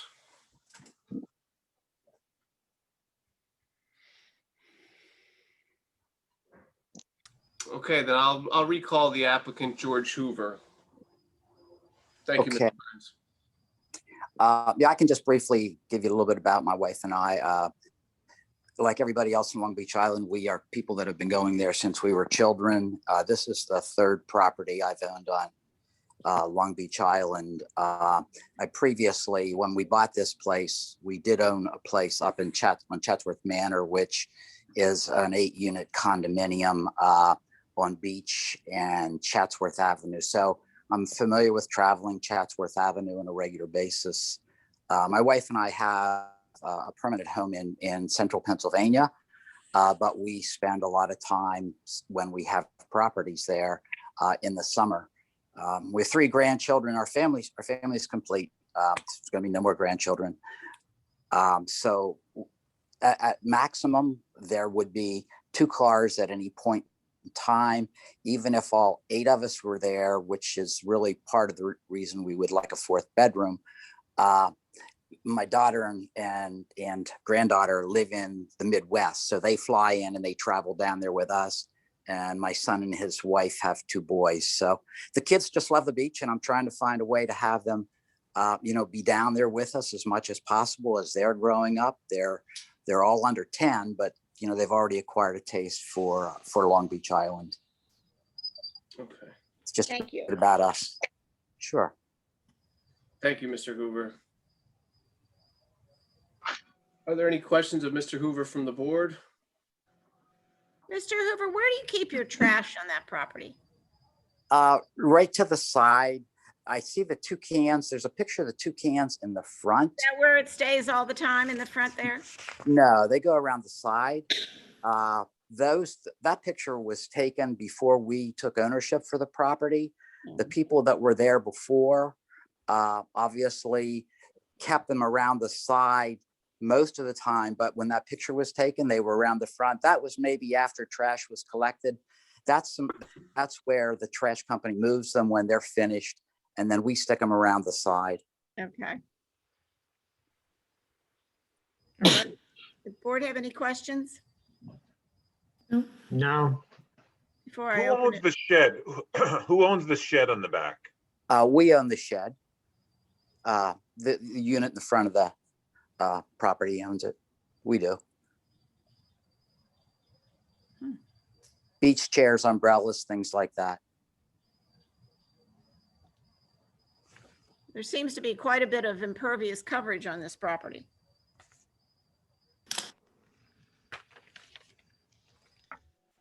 What is the, It's almost 75%, which was the original ordinance. yeah, It probably complied when it was built.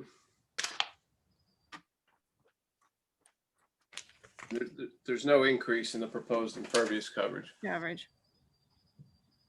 Okay, The architecturals are showing in the front. I'm trying to bring it back up. They were showing some sort of front deck, porch. porch. Well, there's a porch, but then below that, there's some sort of, is there some sort of deck? I mean, can those, in other words, can those bricks on That's a the, patio, right? can the patio, all those bricks just be removed and go back to pervious coverage, 60%. and the area on the right, make a driveway there? And then eliminate some of that impervious coverage? Well, that could happen. But what you would be doing is creating a second curb cut off of Chatsworth. No, I don't see that, because the car is going to park off on the one side. I'm talking about the westerly front side. All those bricks in there, can they just be taken out? Well, that's where the car parks now. That's in the right of way. The parks where the trash cans are. Right. Right. So, Well, the Mr. Stevens, you're not suggesting to utilize the westerly side for or the easterly side for parking. You're just saying No. to remove it for the sole purpose of reducing the impervious coverage? I'm just saying remove it. Correct. I'm not trying to make it a parking space. Okay. No. I just Right. get the impervious coverage down. I mean, you're increasing the impact on a non-conforming use, and so what can you do to come back and benefit, and meet some of the current ordinance, and I think that might be why is that shed necessary? Are some of these things necessary? How can we improve the property? Yeah, that was my question is, if you don't need the shed and that gets it closer to a conforming use, then do you need to keep it? Now that the building's been raised, is there storage space under the building? Well, But I you mean, could put storage under there. You could make doors on the side and open them. That's got to be, is that 4 feet tall? How tall is that raising off the Taller ground? than the garbage pails. Yeah. They would fit under there.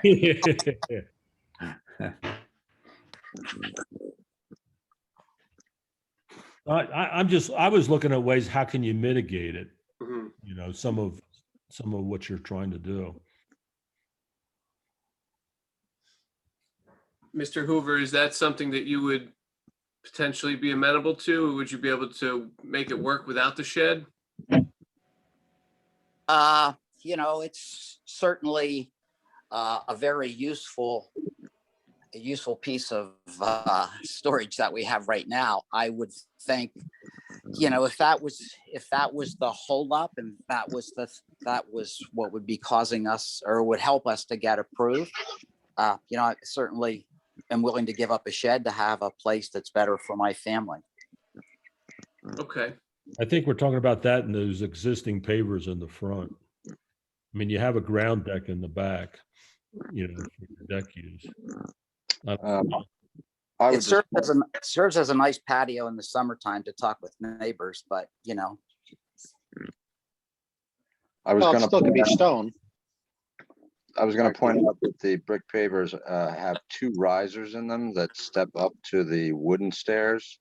So if we were to remove that, we would also ask that the stairs could stick further into the front yard step back to make up for that. And we'd also have to rebuild those stairs. And Mr. Burns, do you know if the pavers were taken into consideration by the Historic Preservation Advisory Committee? That issue never came up. We primarily dealt with the second story almost entirely. Okay. Because they realized they had already, the people who lifted it, the prior owners, had already appeared before the historical committee to raise it. So they didn't really want to go back and revisit their prior approvals. Right, The area to the east of that 8x10 platform, if we were just to remove the pavers in that area, would reduce the the impervious coverage by 3.4%.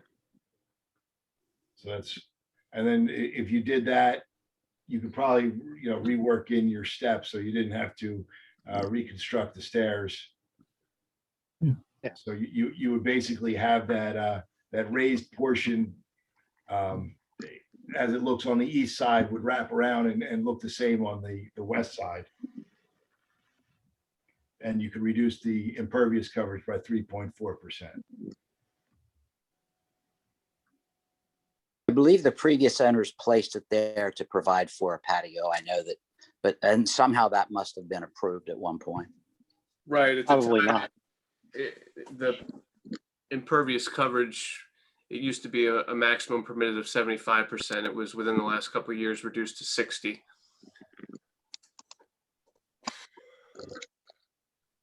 Yeah, prior to lifting, that patio was there in kind of another iteration. It's just been expanded when it was lifted, but that patio was there prior to 2015.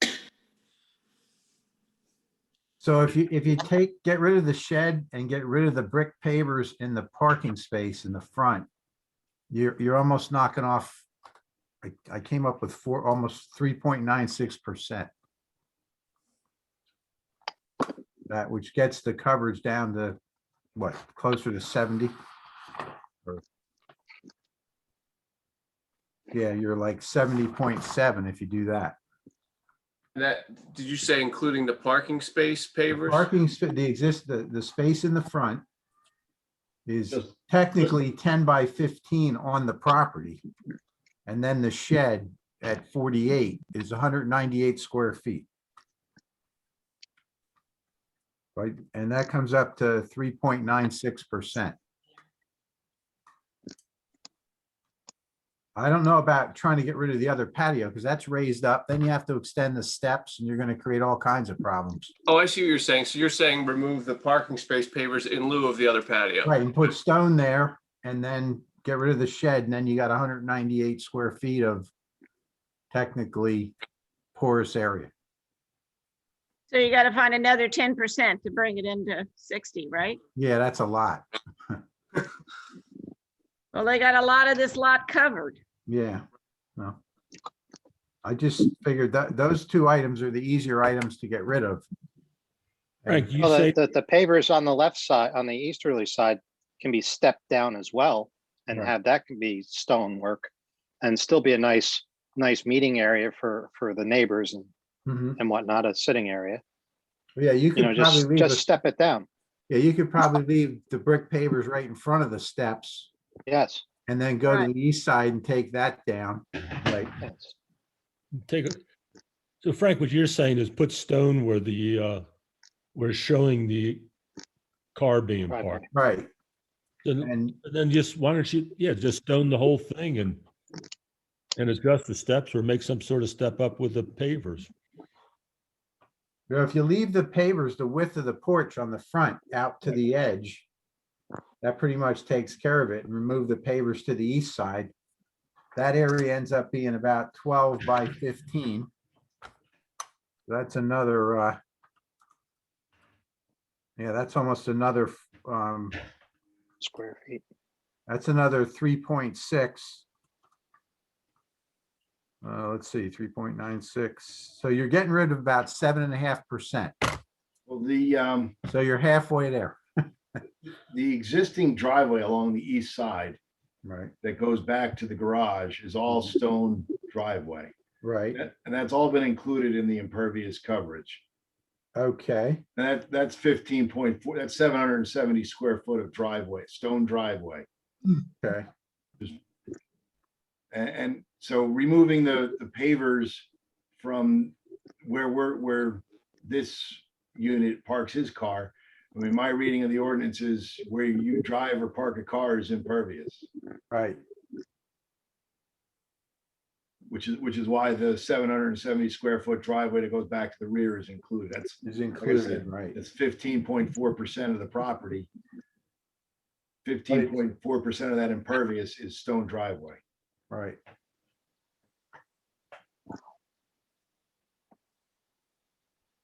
So if you counted just the buildings and the pavers and anything that's hardscape and excluded the stone driveway, You're under 60. you're gonna be at 60% with hardscape.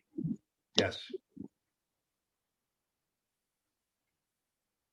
But by definition, the driveway technically, even if it's stone, I think is considered impervious. Right. By definition, that's correct.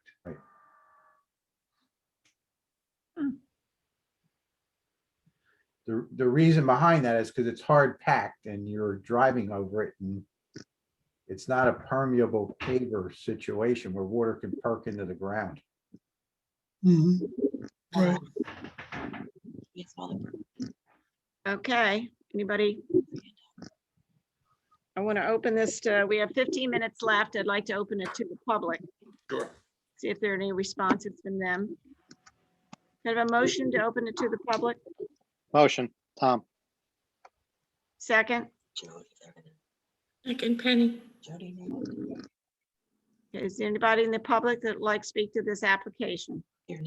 Hi, my name is Drew Messler, Okay, okay. 214 Messler. Chatsworth. Mr. Messler, I'm going to swear you in if you don't mind, just in case you want to testify. Would you raise your right hand? I can't see you. I'll just take your word for it. Yeah, And put on, Can you put your your video, camera on? too. Your If you have a camera. camera, if you could put it on for us, please. There you go. There you go.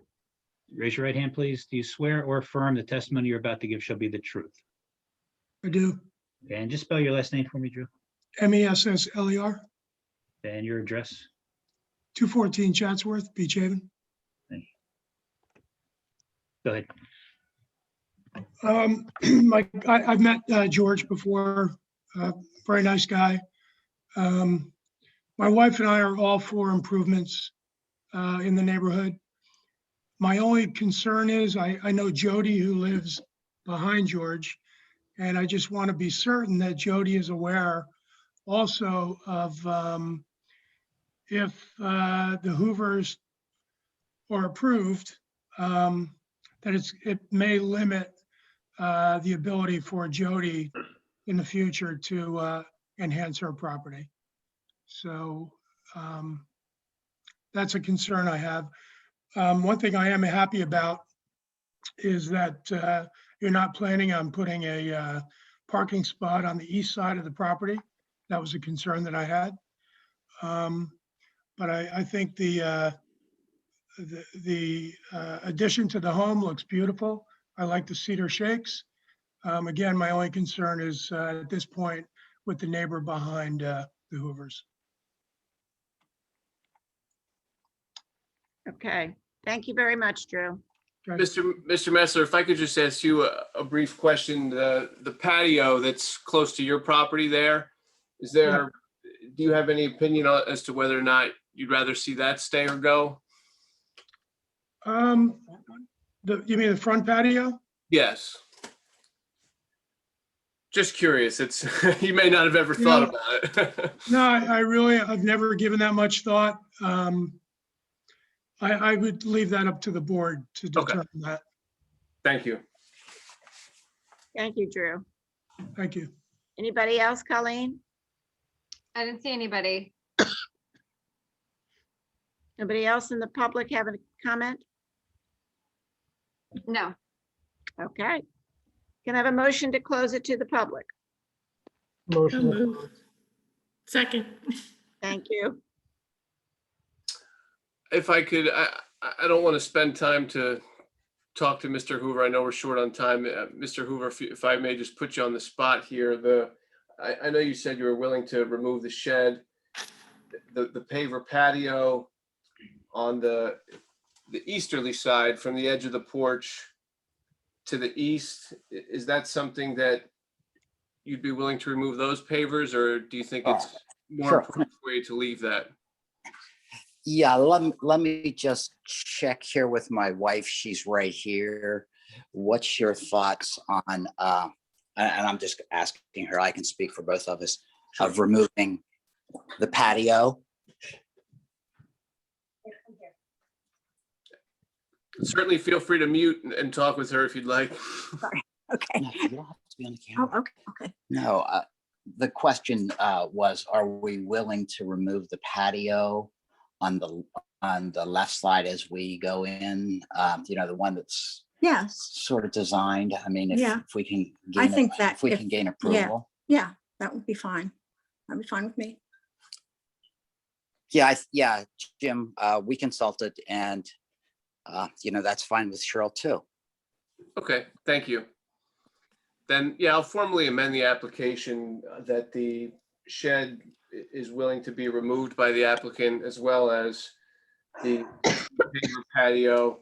So from the edge of the 8x10 platform to the east, the applicant, including, I guess, the section that goes into the right of way there, the applicant would be willing to remove the pavers in that portion as well. And then if I could just comment as well, I know there's concern about the overall site, but I think it's important that this is being built to scale, this addition, and that we're not exceeding the floor area ratio. The purpose of the floor area ratio limit is to ensure that the lot as a whole complies and does not get overbuilt. So by complying with the floor area ratio, I think that the development is appropriate for the property, as well as the fact that the proposed addition is only going to go to 31.9 feet. So it's modest, even though it is a two-family use. From the street, the garage apartment in the back is not even really noticeable. From the street, it just seems as though it's a single-family dwelling with a detached garage in the back. And I think that the fact that it's really going to serve a benefit aesthetically to the historic association carries a lot of weight, to the historic district carries a lot of weight. And Mr. Brzezowski testified that it would create a desirable visual environment. And I think for those reasons, the application should be approved. Thank you. Thank you, Jim. Jim, can I just say one thing? Sure. There's the elimination of those pavers on the east side in the shed eliminates a non-conforming setback to the shed, reduces the building coverage to about 38.4%, reduces the impervious coverage to just over 70%. I think we're at about 70.4, 70.7%. Okay. Just want to throw those numbers at you. Yes, thank you for clarifying. Mr. Raven, are you closing your application at this point? Because I want to get a quick Yes. summation. Okay. Yes, we'll submit. Thank you. Bonnie, can I take a second? No. No? No. Can I take one whole minute? You can take one whole minute. I'll take one whole minute. Yeah, 4 minutes. It's a use variance. They're really difficult to grant. It requires 5 out of 7 affirmative votes, and I believe we have, excluding our class 1 and 3 member, we have all 7 members of our board here. I just want to read the passage, just so I put it on the record. No variance or other relief may be granted under the terms of this section, including a variance or other relief involving an inherently beneficial use, without a showing that such variance or other relief can be granted without substantial detriment to the public good and will not substantially impair the intent and purpose of the zoning plan and zoning ordinance. That's the requirement. So it does require 5 affirmative votes because they're supposed to be very difficult to grant. You've heard testimony. If you feel the testimony has overcome that threshold, you can vote in favor of it, but it is a very tough threshold. And our alternate members, since there are all 7 people, you don't get to vote tonight. Sorry, you new guys, we just swore in, but you don't get to vote the 7 members that are here. Okay, Okay, whoever makes the motion, just put your reasons on the record for me so I can write it down. And Frank, if it gets approved, I'm gonna need some help figuring out the square footage. All right. How do you make sure that the owner of the unit in the back understands the implications of this? Put that in the variance. We'll put that in the We'll do resolution. that pending. Put that in the resolution, yeah. I think the condominium documents need to be revised and approved. But, in other words, signed by both of them and filed before you can grant an approval. With the understanding the front unit has whatever square footage and the rear unit has this square footage, and the garage is going to be a garage. And does she have the ability to object once she understands the implications? Well, I don't think you give the approval until you have that document. Until the condominium documents are clear, because right now the condominium documents say that the garage unit has 1,558 square feet and the front unit has 987 square feet. You're changing that. You're changing that. So I think it has to be real clear in the condominium documents that the rear unit is relinquishing any rights to build any, additional square footage. And that the garage is going to be a garage and nothing more. without a living space. And not a living space, yeah. And then the condominium documents would have to be refiled, so it's on public record, Mr. Shin, if I could just note, it's not common for the master deed to be revised prior to an application. To me, it's separate from the board. If the board would like an affidavit from as a condition of approval from the rear unit owner, I could certainly supply whatever information the board would request in an affidavit that she understands all of the consequences of the approval, if the board would find that acceptable. And I think that would be appropriate at minimum, Jim. I think part of the reason here is just looking at, I've done condo bylaws and whatnot over the last 31 years. And there's usually who's responsible for what by way of taxes and everything else. And here you're doing a substantial change to one of the properties, increasing the value substantially. And does the unit owner and number 2 know that their taxes are going to probably go up substantially as a result of the increase to the unit number 1? And how do they apportion their tax increase, amongst other issues? There's a lot of issues. I think the board's correct. I think we need to know that the owner of unit number 2 is aware of this, and it's going to have an impact on their ability to do anything with the property. So I don't know, you have a suggestion, Mr. Raven, how we can go about doing that? So we can at least vote on this tonight? Yeah, I think the only way I can think of with her not being present is by way of an affidavit, a sworn affidavit. And I don't know if you would like to write it into the resolution as to what you would require her to swear to, but certainly I'd be willing to have her sign an affidavit that she acknowledges all of the potential consequences and, whatever the board's requiring of her, we can certainly request that she sign off on it. If she's agreeable, if she's not, then she wouldn't sign off. That's the only reason or method I can come up with right now. Okay. I mean, she was noticed, correct? Correct. Okay. But as a condition of the approval, before you get the final approval, the amended documents would have to be filed.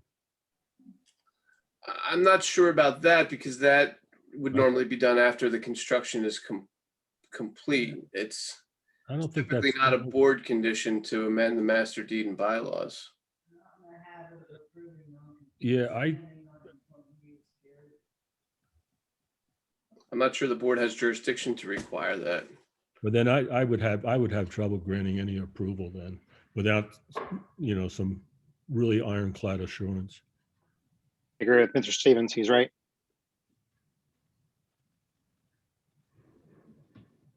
So Jim, are you going to change the bylaws or not? I suppose I'll need the consent of the other unit owner. I've done a number of applications with condominiums. I've never amended bylaws prior to an application. So it's just. No, but if the board gave you an approval, subject to revising the documents prior to construction, Right, you know all the numbers, right. so you could do it and provide it prior to obtaining a building permit. Okay, and I guess if we do that, then we could do that in lieu of an affidavit because she would have to sign. Right, she'd have to sign the condominium document anyway. Right, so we would just do it by way of an amendment to the Right. master deed. Okay, I think the board would prefer that because we know that's going to be recorded and it'll match what may get approved. okay. Agreed. Yeah, that makes sense. And I sure don't want to carry another application. No, I agree. I think we're all in agreement on that. So if your client's agreeable to that, then we can waive that issue with the affidavit. And I think we're just trying to be fair to the rear owner I understand. because we're basically telling her that she can't ever do anything more with her property. She can come before the board with another use variance, but I think at that point it's not going to get granted. So I think if Mr. Little's suggestion is acceptable to you and the board an agreement, we can go forward with it tonight. Okay. Thank you. Okay, you need 5 out of 7 votes if it's going to Right. disagree. Right. Okay, I'm going to make a motion does anybody want to make a motion to approve or disapprove this application with all the many conditions that we stated that Colleen, I'm sure, has written down? I'd like to hear that to make sure we got it right. Whatever we're gonna call it. The conditions, Yes, they were removing the pavers, the shed, and the change to the master deed. Am I missing anything else? I'm going to ask Mr. Little to help me when I do the resolution. Right. Just to find the square footage, because I jotted pages and pages of notes. Yeah, it's just the pavers on the east side of the deck and the stairs and the shed, which gets you down closer to 70% coverage. Frank, wasn't it all the pavers were taken out? I think Jim Brzezowski testified it was the pavers to the east side of the front deck. That's correct. Because otherwise you'd have to then extend the stairs and then the stairs become part of the coverage too. So, And removing the pavers where the parking spot is not going to reduce the that impervious. wouldn't reduce it based on the definition. Time to change the definition. Oh, good. Can't make that a condition of approval. Okay. Is anybody ready to make a motion to approve or disapprove of this? I'll make a motion to approve based on all of the conditions Set that were forth. previously mentioned, which were extensive and numerous. I'll do it under a conditional approval. Yeah, I make a motion for a conditional approval. So as I an second. alternate motion, I'd like to make a move to disapprove based upon the fact that it's expanding the non-conforming use of a duplex in a single family zone. I second that. Okay, let me slow down here. Let me slow everybody down first. Who just made that motion to disapprove? Scott, Scott, okay, Scott, and then Ken seconded that one. So let's go with one motion at a time. There was a motion to approve first with there a second on that? There was Second. Penny, second. Okay, so there's a first and a second to approve, okay? I guess with Bonnie, at that point, I guess you should do a roll call. You need 5 affirmative to back that. And then Okay, if it's, this is a motion to approve the application, correct? correct. Mr. Meadow, Although this is a cacophony of nonconformity, I do agree with the fact that the owners, as long as they comply with all of the things set forth, they're trying to meet us along the way. I approve. Mr. Stevens, I go there with the same logic. I approve as long as all these conditions are met that were discussed. Mr. Pisano, Yes, I agree, as stated by Tom and Jim. Mrs. Eddles, Yes, I agree too, as long as all the conditions are met and the bylaws will be changed. I agree. Mr. Muha, No.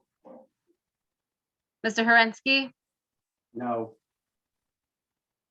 Mrs. Lenhard. No. Okay, I needed a 5 affirmative vote and it was 4, so the motion does not carry. The application is denied. Thank you. Thank you, Mr. Reed. Go now. I just lost the screen. Oh, We can I still see hear it. We can see you. Okay, what happened there? Did you minimize it by accident? I don't know what happened. It just Well, we can hear you and see you. get my mouse to work. Let me see if my finger will work. Nope. It's got resolutions and everything in here. It stopped because it was 9:30. Yeah, I know. I was going to suggest There I that. am. Oh, no. Now let me try again.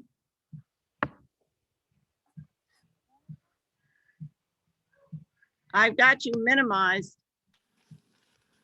There, if it's smaller, it's like this. If you hover over your screen, it's like this small green box. And it'll have an arrow pointing diagonal and you hit that. No, it just said Zoom meeting.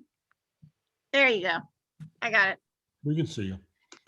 All right, so we're finished for this evening. Yeah, And do I have a- Bonnie, I just want to make a comment. right. You know, we carried a lot of applications. So for Colleen's information, if anything else comes in, we should tell them they're not going to be heard until June. Because we Okay. pretty much have a July. full agenda for next meeting already.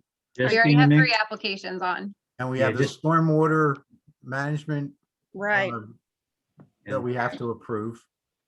So I don't think we're going to be able to fit another one on because of the Well, a amount of lot of time. times, these things come, Colleen works hard at getting the agenda set up and Right. they come in at the last minute. Yeah, I understand, but I'm just saying, right now you have a full agenda. Right now we do. And so I'll work with you, Colleen, on anyone else coming in. We're gonna have to let them know we're full and that, we're Okay. gonna end up potentially, if they're complete, they'll be on the June meeting. All Okay. right. Okay, Or we end up with 6 applications on a meeting.